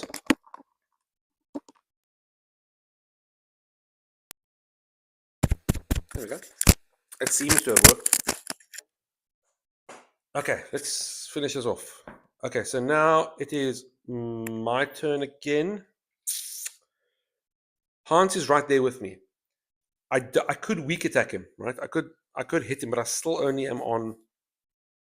I only have 2 life or 3 life. I haven't touched him. I would like to get away. I would like to save those 3 victims. If I can get there, I save 3 victims, I become final goal. Super, super final goal. So maybe I should do 2 walks. In the worst case scenario with the walks, I get 1 space, 1 space. So why don't I go the first walk? Or maybe I should do focus first. I don't think I can. Yeah, I can't focus enough to get that. So that's not going to help. No. And there's a chance if I hit Hans that I end my turn before I do anything. Oh, I got it. If I get, I forgot I have the whistle. If I get 1 and I move it there, I'll just whistle. Oh, but the Hans will follow me. Unless I whistle now. If I whistle now, Hans stays where it is, and at least I get the victim with me. That's what I do. Okay, so I'll use my whistle, call the victim back, right? I'm just seeing, isn't there a rule that says the victim can't go into a space with the victim? When leaving a space, they're scared to death, however, they will not follow you into a space. Okay, that's okay. They're not following me. I'm calling them into it. That's fine. Okay, so we use the whistle, right? I've got we're all chilling over there. I don't know what the plan is, but we're having fun. I'm then going to use walk. We're hoping for 2 successes, please, because 2 successes, then I've saved 3 victims. We got nothing. Okay, let's figure out here. I'm not going to use weak attack.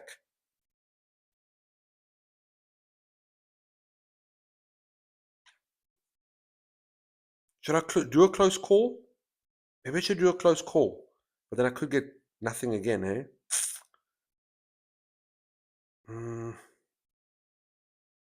I wonder if I get rid of weak attack and close call and walk and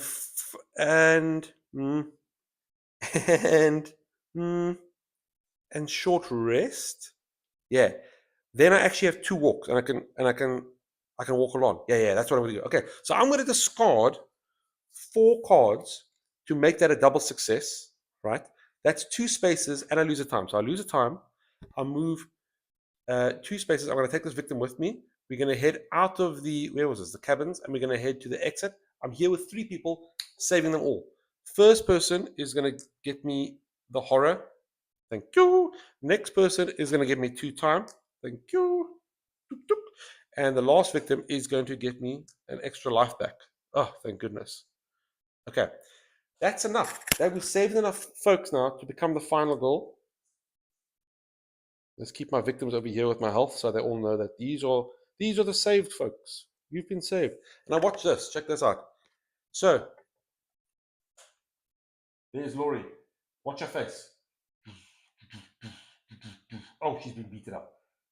And now for my new ability, whenever I'm in the same space as an enemy and inflict damage, I do an additional damage. And every time I save a victim at the bottom there, I get another time. Great. So now we are now souped up and ready to go. I have a lot of time. I have no cards. Oh no, I do have cards. I've got 2 cards here. Nice. Okay, I got 2 focuses. If I use them, well, let's use 1 at least, right? Okay, if I'm lucky, I can get that. If I'm lucky, so let's use the first focus. Probably not though. Probably not. And if this doesn't go well, I might not use the other one. I got 1 success, so that's +1 on the horror track, and I lose a time. That's okay. And then let's play the other focus. Come on, just getting that green, yeah.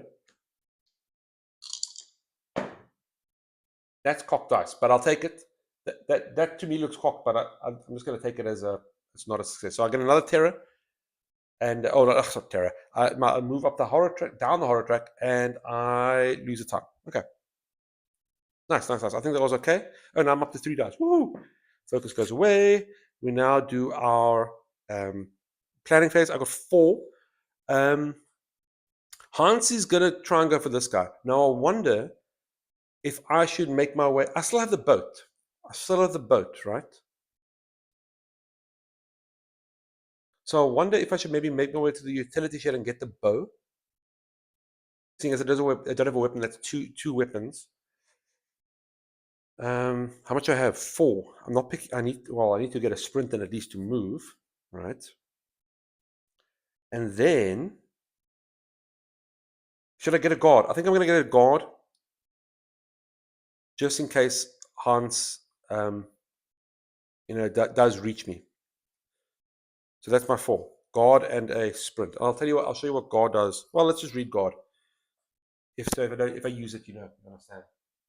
Success. So success messenger. Like we got that, but I don't have any weapons. So I think I'm going to try and go around and get as many weapons and then gun for Hans before his power gets up. You see, the problem is once it gets up here, he unleashes this dark power and then he becomes even stronger. And certain events might give him minor dark powers, which makes him even more potent. So I've got to get him now while he's weak. Okay, so guard. Here we are. Guard, 2 successes lets me ignore all damage. 1 star, 1 success lets me reduce it by 2. And if I get no successes, I get to reduce the damage by 1. So not bad. There's a downside to it. But still, I would have liked to retaliate because that means I hit back. Okay, that's me. We can reset back up to 6 and we can put these cards back. Let's go ahead and say close call there. That's a 0, 0, 0, 0, 0, 0. Okay. Hans' turn. He's going to stand there and stab. No one's there because we saved that fella. We're going to flip the terror card. Oh, by the way, I completely forgot to tell you. There's only 10 cards in this terror deck. Once that is empty, automatically Hans flips his finale, because now it's the end of the movie, the finale. And also, he flips his minor power, his dark power, if it hasn't flipped already. So, I don't know. I think we're about 5 in. Okay, let's see what happens. He kept swinging his hammer. He kept swinging his hammer and killing and killing. If there are no victims on the board, draw the next tarot card. There are victims on the board, so I'm going to leave it. He is going to target the closest victim and walk towards them. He still is doing only 1 step. The closest victim is there, so it's 1, 2, 3, 4. 1, 2, 3. Okay, definitely that way. So he's going to move 1 step. He stabs, no one's there. He's going to take another step. He stabs, no one's there. You fool! You fool! Okay, now's my chance here. No one died, no one panics. I've got guard, just in case. I could always push this away for some time if I wanted to. I just thought in case he came for me, I could use the guard. Let's go ahead and use the sprint. We are going to sprint. Well, depending on what I get, we'll see what we sprint for. We've got 2 successes. That means I can move 3 spaces. I think I'm going to go for that utility shed and try and get the bow. So that's 1, 2, 3, and I lose a time. I'm going to get rid of that, and I'm also going to discard guard to get an extra time. Okay. That's my turn. Turns got fast now, eh? Turns are going a bit faster. Okay, so that means I can get all of these. That's 1, 2, 3, 4, 5, 6. 6 points. I can get 4 more cards with 6 points. I'm going to get myself a search to go inside there. That's 2.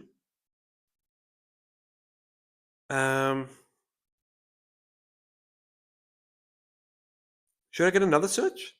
Maybe get another search. That's another 2. And then maybe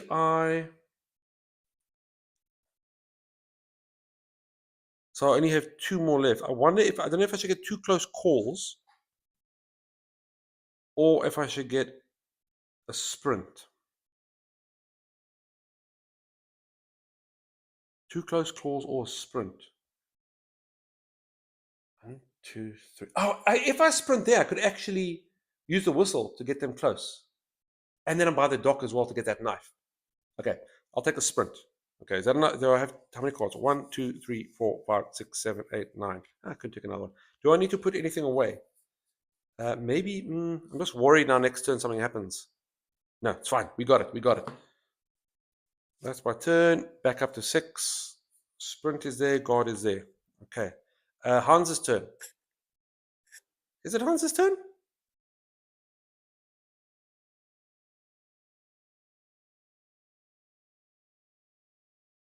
What? Oh, I only did sprint. That's all I did, right? Wait a second. Wait a second. Sorry, have I done something wrong here? Did I miss a step? Why am I planning now? I saved them. Hans walked. What did I then do? Oh, I had the guard and Hans didn't get me. So that I ran for, yeah, okay, so we're all good. Okay, so that's my planning phase. Now it's Hans' turn. Hans, again, stabs to the air. Nothing happens. We then check the card. Whoop, we got Dark Feast. For every victim that is dead, first of all, we get a horror. All right, so I'm out of 3. Damn. For every victim that is dead, Hans recovers life. Now, there are 3 victims dead, but Hans is ready for life, so nothing happens. So that's okay for us. Although I'm back at 2, which sucks. But it's okay. My turn again. No one died. No one panics. I'm going to use a focus first of all. So let's use a focus. There we are. 2 die. Yep. We got. Okay, we got. I'm just gonna use 1 just to. I'll get rid of weak attack and I'll get rid of walk. So that gives me 1 success, which allows me to get that and lose a time. Okay, so now it's back up to 3. There we go. Okay, now I think I'm going to take myself a lovely search. Okay, let's try and search, shall we? Got 1 success. That's okay. I'll take it 1 time, and I get to take a card. I'm going to take the archery bow. Now, the archery bow only gets 3 shots. So I'm going to go ahead and take that. And these little markers will show how many arrows I have. There we are. Now the archery bow is quite cool. I can shoot from either 1 away or from 2 spaces away, not right on top, but it does take 2 time, and it does 1 damage. Unfortunately, Laurie's ability doesn't help it because she only does the extra damage when they're in the same space. So it's not perfect, but it does enough. Okay, that's search done. Should I search again? How much time have I got? I've got 4 time.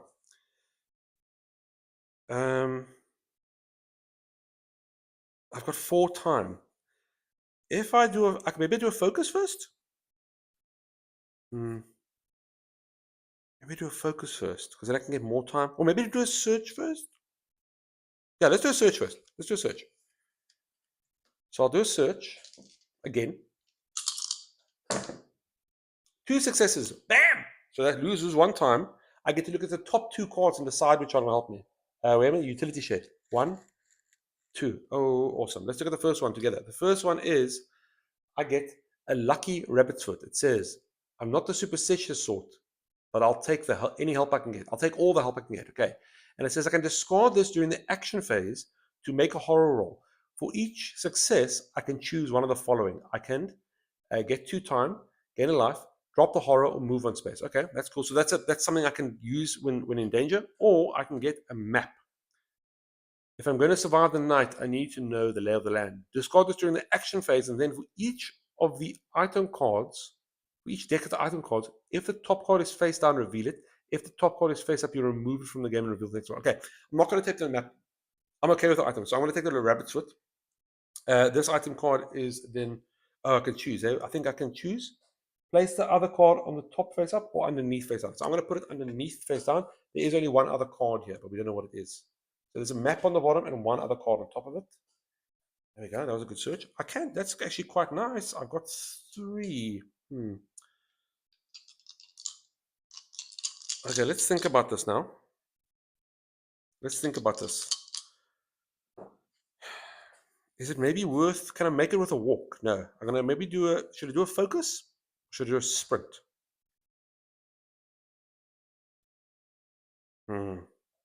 Should I focus? Or should I sprint? Or should I walk? Walking doesn't do it. So maybe. How much life? I can only do 1. Maybe I'm gonna do a sprint. I'll do a sprint, and depending on that, I'll decide what to do next. And I might end my turn early with this stuff. Okay, so I'm gonna go ahead, roll 3. I mean, I can always use the lucky rabbit foot, right? If I need to. Oh my goodness, 2 successes! What a legend, eh? So that's 3 spaces. 1, 2, 3, and I lose a time. Okay, that's brilliant. That's absolutely brilliant. What I could do is I could use my whistle to save that guy, right? And it's going to cost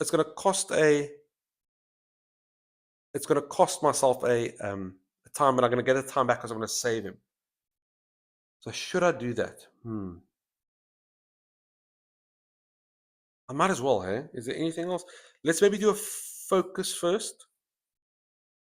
Let's do a focus first, I think. 1 success, that's okay. That's the horror track up there, and I lose a time. Okay. Everyone relax. I'm going to go ahead at this point. I'm going to use my whistle, right? Whistle is going to call this guy nearer, as well as Hans. Ooh, wait a second. Hans comes closer as well, hey?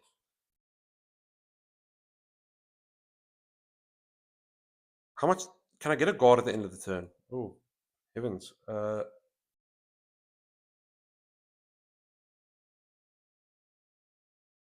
This actually, now I'm looking at it, this whistle and this archery bow is actually going to be a damn good combo.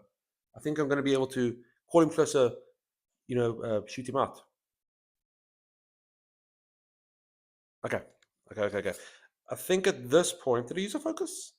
I used the focus, yeah. Okay, at this point, do I want to use the whistle? He's going to come closer.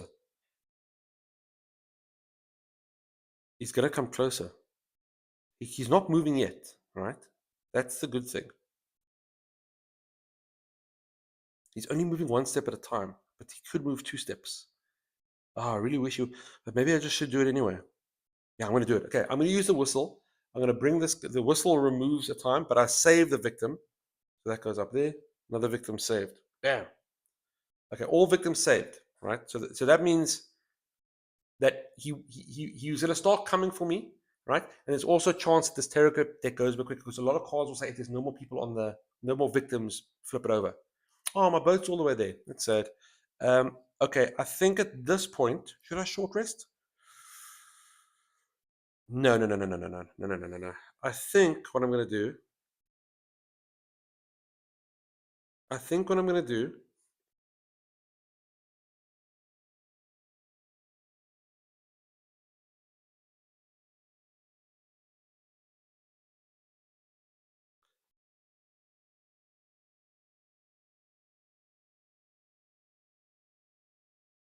I think I'm going to get rid of the walk and short. So one thing you can do with these cards, if I discard them, I can discard them for time. So I'm going to discard walk and short rest and get 2 time back. So that puts me on 3 time, right?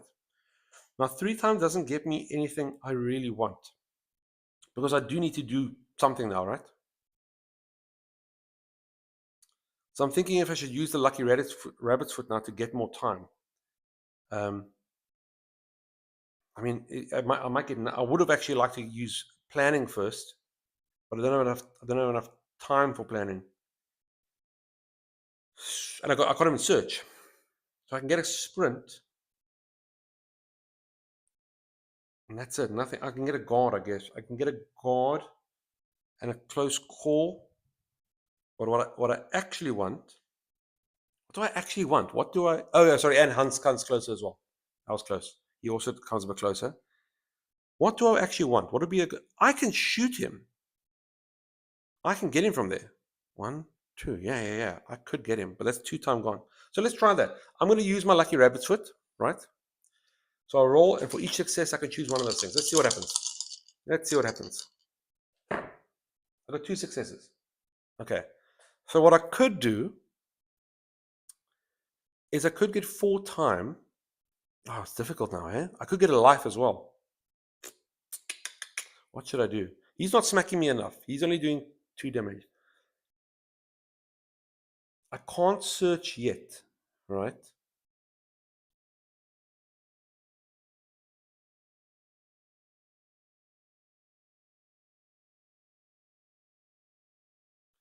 Maybe I take 4 time and then shoot him twice. So I'm just back where I started. I'm not going to do anything now, right? I don't think I'm going to do anything this turn. If anything, I'm going to take a couple guards. 2 time, 2 time. 1, 2, 1, 2. Okay, I want 7, right? That's gone. Thank you, Lucky Rabbit's foot. That was amazing. Where did I put the discard? I didn't have a discard for items yet. Okay, let's go ahead and think with all your might. I got 7 time. I got 7 time. What is the plan for next turn? I can't search, which is what I wanted to do, but I can shoot him. I can sprint, but what I would like to do is get that knife actually. Unless I use, maybe I get a critical blow. Maybe I do that.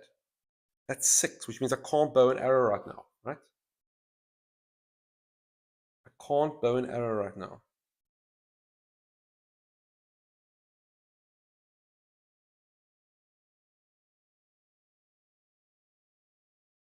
Maybe that's all I do.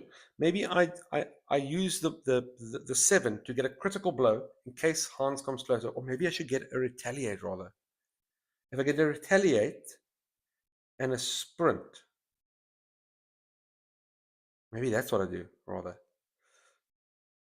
because then I can hit him back. Yeah, I think that's what I'm going to do. So I'm going to sprint. I'm going to stick it. I'm going to stick for now, right? I'm going to keep on 7. In the planning phase, with my 7, I'm going to buy 1 retaliate, 1 sprint, and 1 close call, right? Then we go 0, 0, 0. Search. I would have liked those. Sprint. Where's the other sprint? Oh, got it. 0, 0, 0. Okay. Okay, that's it from me. That's the planning phase done. Back down to 6. We're then going to do Hans. Hans stabs the air like a fool. We flip out a terror card. There's only 3 terror cards left, so this is going to go quite quickly, I think. This is, he just came out of nowhere. Place Hans with the farthest target possible. Gosh darn it, that's me. So Hans is going to come to me, right?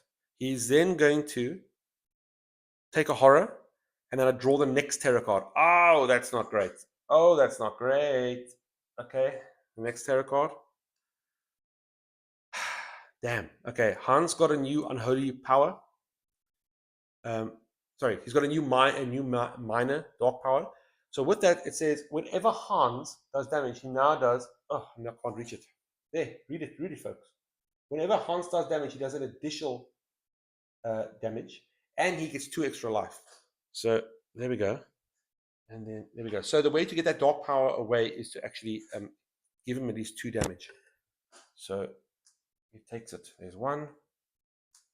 There's 2. Now, unfortunately, I don't have anything to hit him with, which is what was the big plan. That's not great. That's not great. Well, at least it didn't hit me. So we're safe now. Okay, so I think I want to go to the docks is where I want to go. So I'm going to do the sprint, right?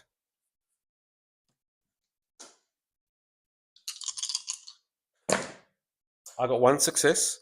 So that allows me to, where am I? I move up to 2 spaces. I'm only going to move 1 space. Do I want to move 1 space? Or is that too far? No, I want that knife. I want that knife. So I'm going to move 1 space to the docks, and then where am I? I lose 1 time. Okay. There we go. I'm now going to use 2 of my, I'll use 2 time to use my bow, my archery bow, to hit Hans for 1 damage. That's 1 from there. Take that. And then, I guess I'm going to do it again, right? Although I need 1 for search. I'll discard that for search. Okay, I'll do it again, right? And then I'll do another, shoot my bow. Then I'll do another point of damage to Hans. And then because I've done that, we get rid of that dark power. Screw you, man. Let's just leave that over there for now. And let's get it away. I'm going to forget if I don't. Okay, so that didn't come to play, lucky enough. Okay, I have 1 time left. What I'm going to do with that is I'm going to use close call, right? I'm going to discard that for an extra time in my turn, and then I'm going to use the 2 time to buy a search, right? And that's it. I buy a search, right? I'm also going to get rid of all my 0 cost cards as well. 1, 2, 3, 4, 5, 6. Yep, that's it. I'll take it. And then these go back. Sprint over there, close call over there. Okay, Hans. Hans' turn. Hans tries to attack. He does nothing. No one's there. 2 cards left on this terror deck, yo. The first one says he just keeps coming. Oh no, I lost. Okay, so he gets a 1 up on the horror track. He's going to target me. He's going to move 1, and he's going to attack. Okay, so here we go. At this point, I'm going to play my retaliate. And unfortunately, I only have 2 die. Okay, he is doing 2 damage. Okay, so that's fine. As long as I get 1 success, I'm fine. It would be nice to get 2 though. Come on. I got nothing. Oh, that's so frustrating. That's so frustrating. Okay, so retaliate does absolutely butt kiss. I do no damage. Hans hits me for 2 damage. Okay. And now it's my turn. Okay, I have to start planning here. Okay, that's back up to 6. I think at this point I might want to search and get the knife, and then maybe start attacking with blind abandon is my plan. So I don't get to use my archery bow. I'm too close, but I can use search, right? Should we use focus first? Actually, whoa, let's use focus first, so we can get back to 3 die. So use focus. Boom! I got 1 success, which means horror track and lose a time. There we go. I get another die. Happy days for me. We are now going to do a search. We get that knife. We got 2 successes, which means I get the knife and I get another item. We know what the knife does. The knife will give me an extra damage when I'm with Hans, and I can also have a flashlight. Ooh, what does this do? The flashlight says, Mom always said this would scare away the monsters under my bed. I hope she was right. Once per an action phase, spend 1 time to look at the top card of the terror deck, leave it or place it at the bottom. That's super cool. Not helpful now as there's only 1 left. So I'm going to put the flashlight at the bottom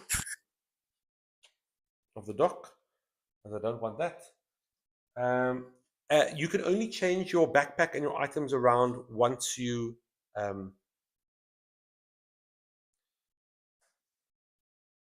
actually I lose a time for that as well.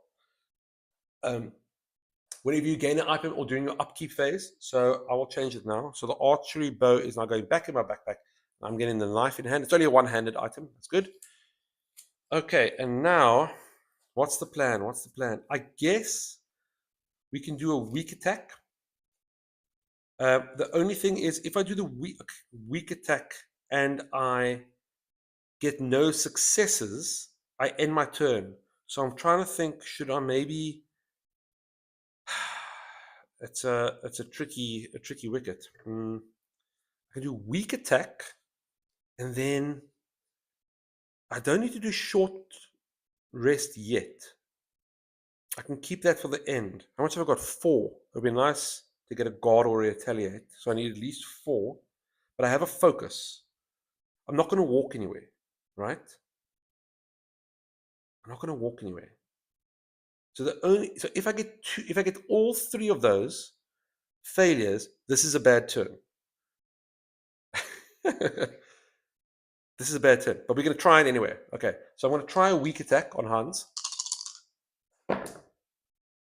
Okay, at least I got a partial success, so that's okay. I'm going to get rid of both walks, right? So both walks mean that I do a damage, right? That's 1 damage from Hans. I also have my knife, so that's another damage from Hans. And also, I'm in my final goal state, which means I get to do another extra damage. So that is 3 damage to Hans. Suck it, you pig. Okay. Okay, now, but I also take a hit. Okay, I take a hit there as well. Now, the good thing is, because I took that hit, I'm on my that last token, which means I actually get, bam, another die, which is good. So now what I will do is I think I'll use a short rest. Do I want to focus first, or do I want a short rest first?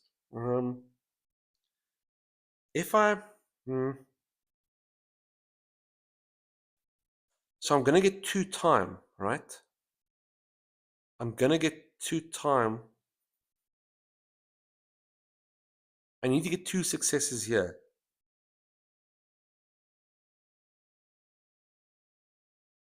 I could get 2 guards. What should I do? What should I do, yo?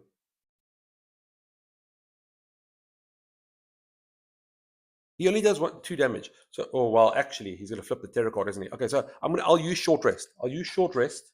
I'm hoping for at least 2 successes.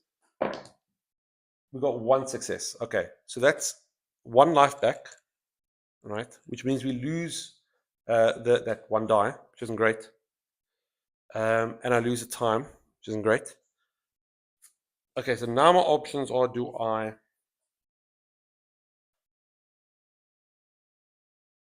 use this for time or not? I could take this. Is there a heal? There's a long rest, but that costs a lot. Ugh, what do I do? I could get a retaliate. Maybe I should rather get a guard, which is 2. So maybe then I do this first. Maybe get the 2. I don't know. I don't know if I should use this token or use the focus, or use it to get some time back. Thanks, Doc Alchemy. I must have missed you. I need to leave. You did amazing from what I've seen. Like and subscribe. Oh, thank you so much, sir. Or madam. All the best. And remember to ping me if you want the pictures of the setup. I'll send you. It's not great. It's not great. Hopefully we can finish this off soon. 2 hours. This game is 45 minutes. It's 2 hours because I took so long setting up. Okay. So should I discard this? Is the question. Should I discard this and get 4, and then I can get 2 guards, or possibly retaliate, or should I keep it and get my focus up, but then go down to 2 and then only get 1 guard? I mean, I can do nothing next turn. There's nothing I can do. I can't attack. I can't do anything. I'm just going to be chilling there, and he's going to attack like crazy. I'm going to do it. I'm going to get the guards. So I'm going to. I'll discard the focus for an extra time, and then in my turn, I'll use my 2 time to grab 2 guards, and that's the end of my planning phase. Not amazing, but we do what we can.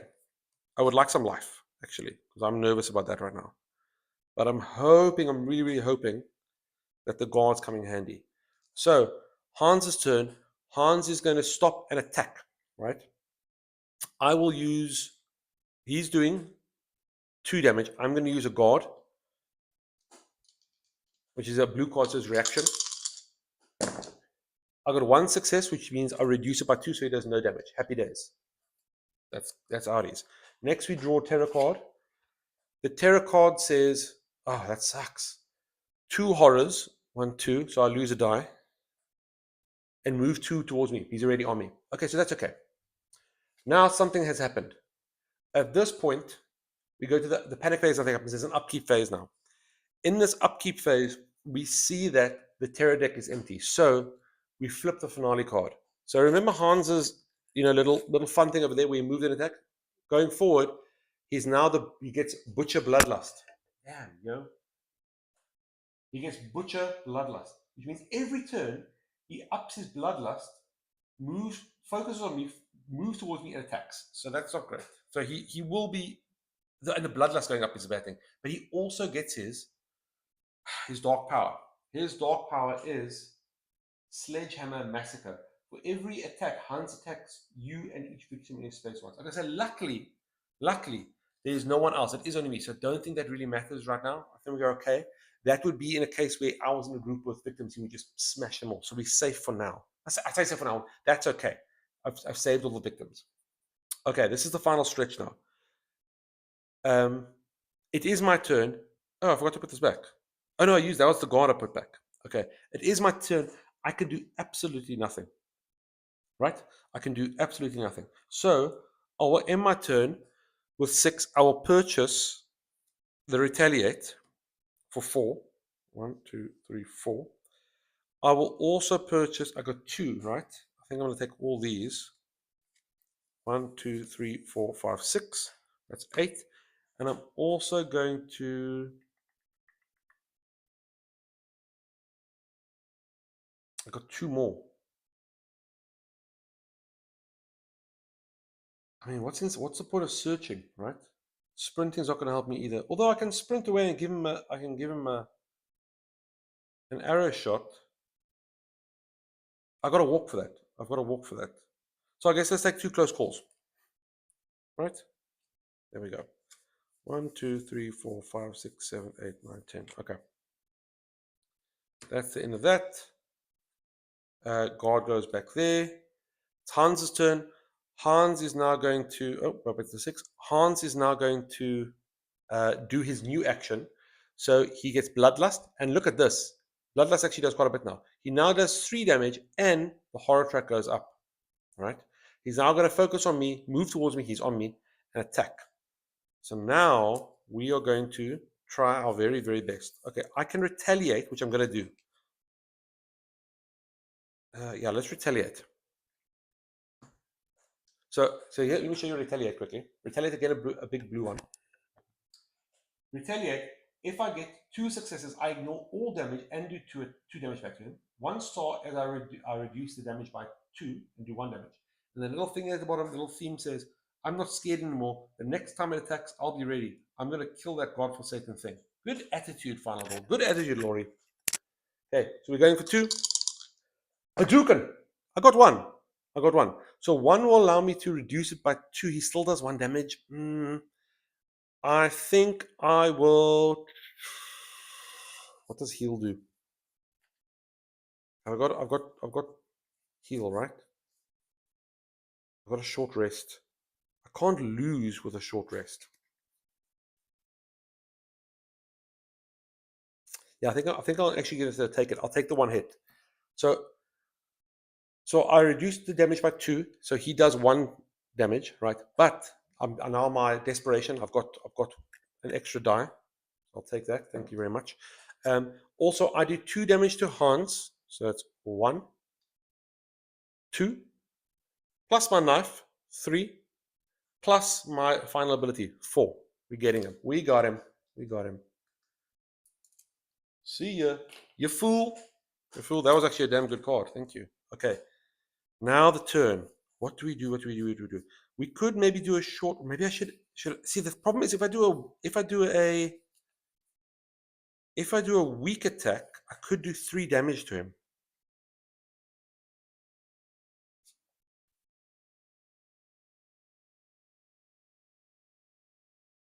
I can also do a short rest. Okay, I think I'm going to do a weak attack. I'll try. I'm just going to. Should I focus first? Damn, yeah, this is nerve-wracking. I also need to make sure at least 2 time is left over so I can guard. Well, I've got a guard already, right? I got a guard already, so, but I'd like another guard. Okay, so maybe I do.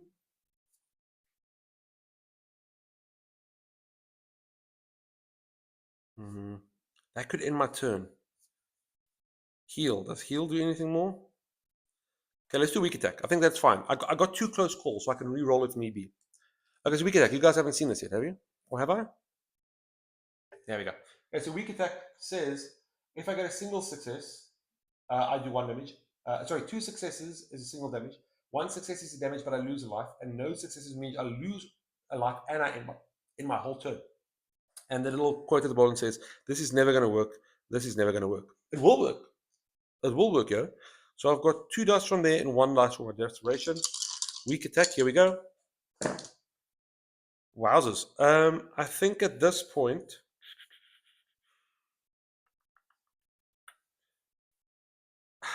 I'm going to use close call. So close call does this. You guys haven't seen this yet. Close call allows me to, after any horror roll, re-roll a single die or re-roll 2 dice for 2. And that was a close one. Well, I can read it to you. He goes, that was a close one. Good thing I averted the disaster, or did I? So should I do that? Maybe I should rather just discard 2 and discard walk, right? I can discard all those guys and get 2 successes. Because I was going to use a short rest. Yeah, let's rather do that. So I'll go ahead. Do I want to do that?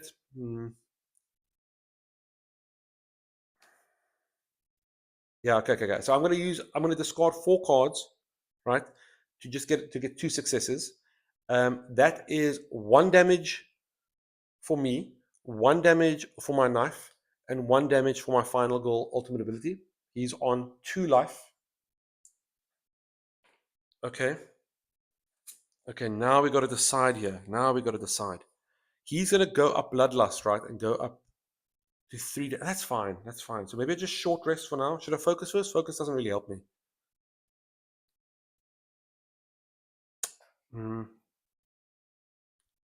Focus doesn't really help me. I wonder if I should get rid of these now in case I get that last one. Or should I play the focus? I will discard the 2 focus cards for 2 more time, right? Then I'm going to play short rest. I won't lose life over this, so I should get at least 1 life. I got 1 success. Okay, so that means I get 1 life back, Duncan, and I lose a die because that desperation is over, and I lose a time. Okay, that's my turn. With my 7, I'm going to get. What should I get? Now I could get guard. I'm going to get guard for 2, or should I get critical blow? Because critical blow could end him. But furious critical blow is actually better, isn't it? I'm not going to get critical blow until I get. Maybe I get a guard for 2. Let's just count this: 2 for guard. It would be nice if I could just hit him once. So maybe a furious strike. 6. It would be nice if I had planning. 6. I only have 1 more, so I can't get that. Is there anything else I could do to hit him? I mean, I can hit him for 1 damage. Well, maybe I do the 1 damage with a sprint, right?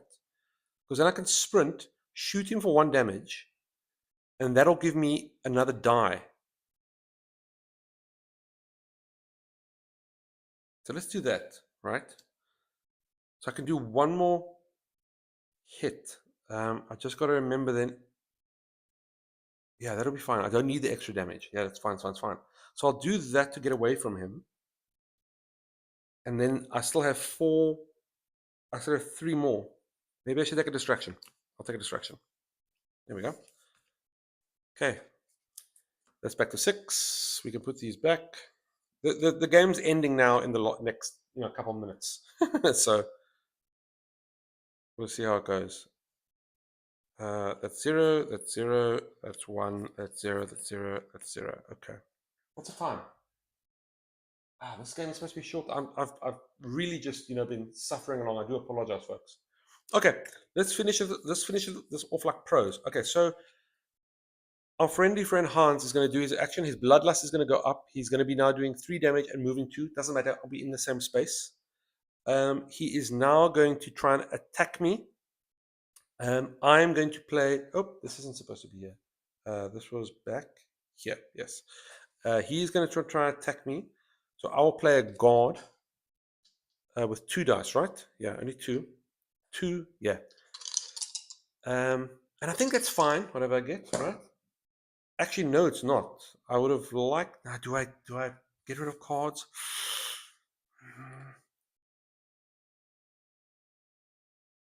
So what I'll do is I'll reduce the damage. I'll take no failures and I'll reduce the damage by 1. So now he's doing 2 damage to me. And then I will play the other guard. Okay, come on. Okay, I got 1 success, which reduced by 2, so it does no damage to me. Okay, happy days. Okay, now it's my turn. Actually, no. Yeah, now it's upkeep. In the upkeep, I'm going to swap the knife for the archery bow. Right. I'm then going to. What should I do first? Sprint or distract?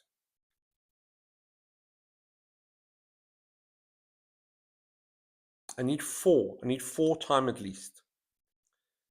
So I'm on 6. If I move and shoot, that will take away 3. So it's 1, 2, 3.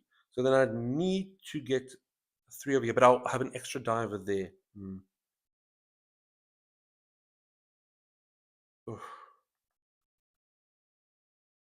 If I get no successes, it's very bad.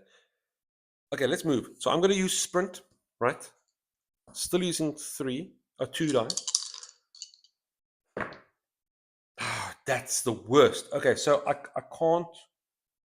can't move. Oh my goodness gracious.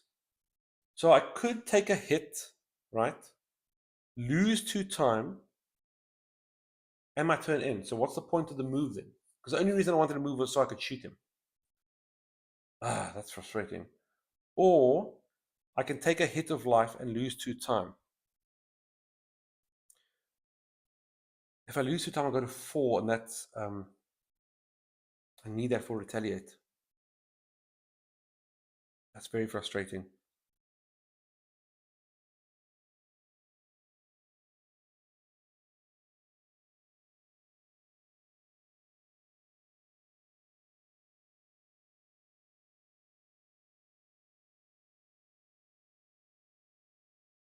I'm not going to move, right? Well, maybe I should move. My turn ends. Oh, but he's going to come after me anyway. So what's the difference? There's no difference. Oh, my turn ends. My turn ends. So I could. I'll take the hit of life, right? So now I'm on 4. I will then also lose 2 time. My turn ends, right? Oh, my turn doesn't end. Turn doesn't end. Okay, now I can decide if I want to play this. Oof. And I need. This could destroy me because I don't have any guards. I need that retaliate. He won't. Oh, he will. I need life. Oh my goodness, this is bad. So maybe I get to retaliate and 2 close calls. How much damage is he doing? He's doing 3. So I need to get 2 successes. I can only get, if I discard 1, I only get 5. Okay, so I'll discard 1 to go up to 5, and that's my turn. On my turn, I'll be buying retaliate and close call. And it's very nerve-wracking here because there's a good chance things won't go well. Okay, so that's my 5 I'm spending. It goes back up to 6. We are going to then, I'm going to put guard back. We put sprint back, and we put distraction back. Okay. Hans's turn. Bloodlust is going to go up. Hans is going to try and attack me. I will play Retaliate. I have 3, right? 3 die, yeah. Okay, and I need to ignore all the damage, or I'm going to flip this and I might die. So this it comes down to this pretty much, I think. I got 1, right? Okay, so that reduces attack damage by 2. So he's doing 3. So I need. So I can either roll all 3 or I can roll 1. What's the better odds? What's better odds? Oops, that was a fail. If I've got 1 success, is it better to roll 1 out of 3? Or is it better to roll all 3 again? Which one is better? Because this is so confusing. So that'll be, there's 1 out of 3, 1 out of 3, 1 out of 3. So that's 3 out of 9. So that's a 1 out of 3 chance, right? And if I do this, it's still 1 out of 3. Actually, no, because I need to get 2. Okay, so I'm gonna re-roll 1. I'm gonna re-roll 1. Oh, please. So if this is a success, I'm fine. If this isn't a success, Hans is going to hit me. We're going to flip over this token and see if I resurrect or if that's it. Overs, good overs. So, please. Please.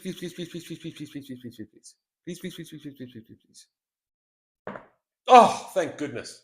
That was some heavenly. Thank you. Hey. Thank you so much. Hey, now's a good time. Hey? Okay. So that was damn lucky. Wowzers. Okay, so 2 successes mean we ignore all damage, and I get to hit Hans twice. Now, luckily, I also have this, so it's actually 3 damage. Now, check here. That's 1 damage, right? There's another damage, which means Hans is down to his last life.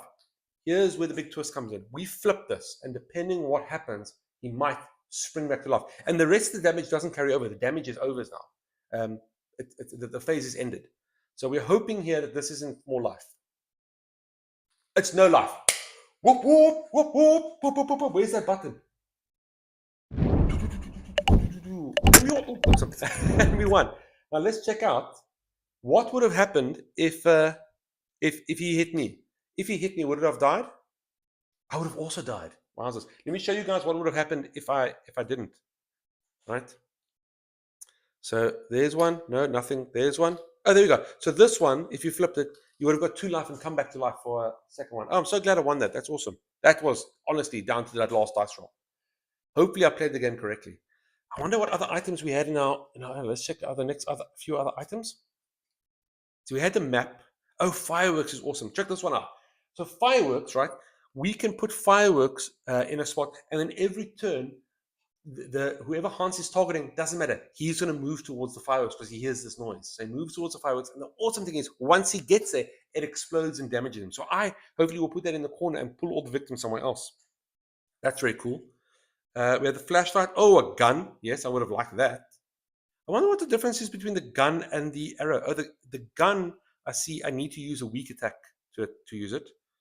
Energy drink for some more time. I got a trash can for defense. That would have been lovely. That would have been so cool. I would have kept that with me the whole game. Oh, and an axe. Who doesn't want an axe? That would be so well with Laurie. And let's see one more event, if there's another event for us. Vengeance. Ooh. So here's another event, right? And this card says Vengeance.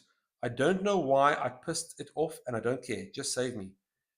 The victim farthest from the killer is now the damned. So you're going to use we're going to change one of those yellow guys to an orange victim. You see, change to an orange victim. Okay, so that guy becomes the damned. Whenever the killer must choose the target, the damned is chosen instead. The damned can only be saved if it is the last victim that is alive. And if the damned dies, it gets 2 bloodlust. Wow. So this guy is just like he's being targeted the whole way. That's horrible. That is absolutely horrible. Again, I would most likely just say, too bad. I mean, you must have done something to piss off Hans. But listen, folks, wowzers. That was, where am I? Let's go back here. That was absolutely amazing. Thank you so much for watching. I do apologize it took so long. I mean, it's supposed to be a quick 45-minute game, but I did take a lot of time. rambling and trying to show you how to set up. Let me know what you think. If there's some way I can improve it, let me know if I've made any mistakes. I think what I might do is I might try it another day, and this time I will try Reiko. So remember, we did play only with, I don't know where I've put her now. She's hiding away somewhere. But we played with Laurie now, and next time we can maybe play with Reiko, I think it's Reiko, where she's got her own special ability. And also even the amount of victims she needs to save, her starting health, and the power-ups you get, the benefits you get from saving a victim change as well. So very cool. I am also, the next one I need to unpack is, I think it's the Poltergeist one. It's a feature film based on the Poltergeist. I forget what it's called. Where would it be saying? It would be lovely if it said somewhere. Oh, here we go. That would be. Oh, I can't see the name of it. It just says the Poltergeist is the. Oh yeah, I lied. Here we go. Let me read them to you. So we have the Happy Trails Horror featuring Hans the Butcher and Camp Happy Trails. And I think Hans the Butcher is a mix between kind of like Jason from Jason Voorhees and Camp Crystal Lake. That's the Camp Happy Trails. We then have The Haunting of Creech Manor featuring the Poltergeist in Creech Manor, which is again like a ghost story, but it's a poltergeist from the classic Poltergeist movie, as well as maybe Creech Manor. I guess like a movie like A Haunting, where you're in a haunted house, you know. There's the next feature film is called Slaughter in the Grove, featuring Inkanyamba and the Sacred Grove. So these are these people who go to Africa and they find this sacred burial site, and then Inkanyamba, this avenger, comes and tries to slaughter them for doing sacrilege, not respecting the land. I think that I want to say that's Pet Sematary, because that's the only horror movie I know with a cemetery and a burial ground, but that has pets in it, so maybe not. Then we have Carnage at the Carnival, featuring the Geppetto and the Carnival Blood. So this is where initially I thought there was kind of a horror clown or an it, but it isn't. Geppetto is more of a puppet master / ringleader from a circus. So the Carnival Blood circuses are scary. Default. I think circuses are horror movie just in their base state, right? But Geppetto, I think he has some puppets that are around. I don't know. I think that might be fun. And then lastly, this is the one I'm really looking forward to. Frightmare on Maple Lane, featuring Dr. Fright and Maple Lane. So that is easily Freddy Krueger on the Nightmare on Elm Street, right? So instead of Dr. Fright, it's Freddy Krueger. Instead of Maple Lane, it's Elm Street. Oh, Maple and Elm. That's so silly. That's well done. And I think that the cool thing about that one is that it's all about sleep, right? He only attacks you when you're sleeping. I think that's how it works. There's some sort of dream state or sleep state. So very cool. I'm very looking forward to all the rest of them. And that is only season 1. I still have series 2. I still have series 3. And I still have ho, ho, ho. I still have Mrs. Claus. Oh, I should have done that should have done it. Yeah. Let's show Laurie. If you haven't subscribed, by the way, hey guys, it's me, Laurie. I just beat up Hans, so if you could please go ahead and subscribe, that'd be great. Oh my god, did you guys hear that? Laurie was just here. Anyway, I'm on a winning high, so I think I'm gonna cut it there. Thank you so much. This has been Birds on Board, your home of board gaming excellence. I've been Pigeon. This has been my first ever stream version of my first ever solo playthrough of Final Girl, and today we were playing the Happy Trails Horror, and we played with Laurie versus Hans the Butcher on Camp Happy Trails. So one more thing actually because I've got 3 ultimate boxes, they all come with goodies and upgraded components. So as I play the game, you're going to be following me along with the journey as I'm discovering more and more of the cards and more of the cool components, which I'm very looking forward to. Anyway, I'm rambling for the bajillionth time. Thank you so much. May your dice rolls. Oh, this is the big one now. May your dice rolls forever be in your favor, just like this. I didn't get one success. I didn't even get one success. Now I feel embarrassed that I did that. Anyway, folks. Hey, all the best. Have an awesome week. Cheers, folks. Bye.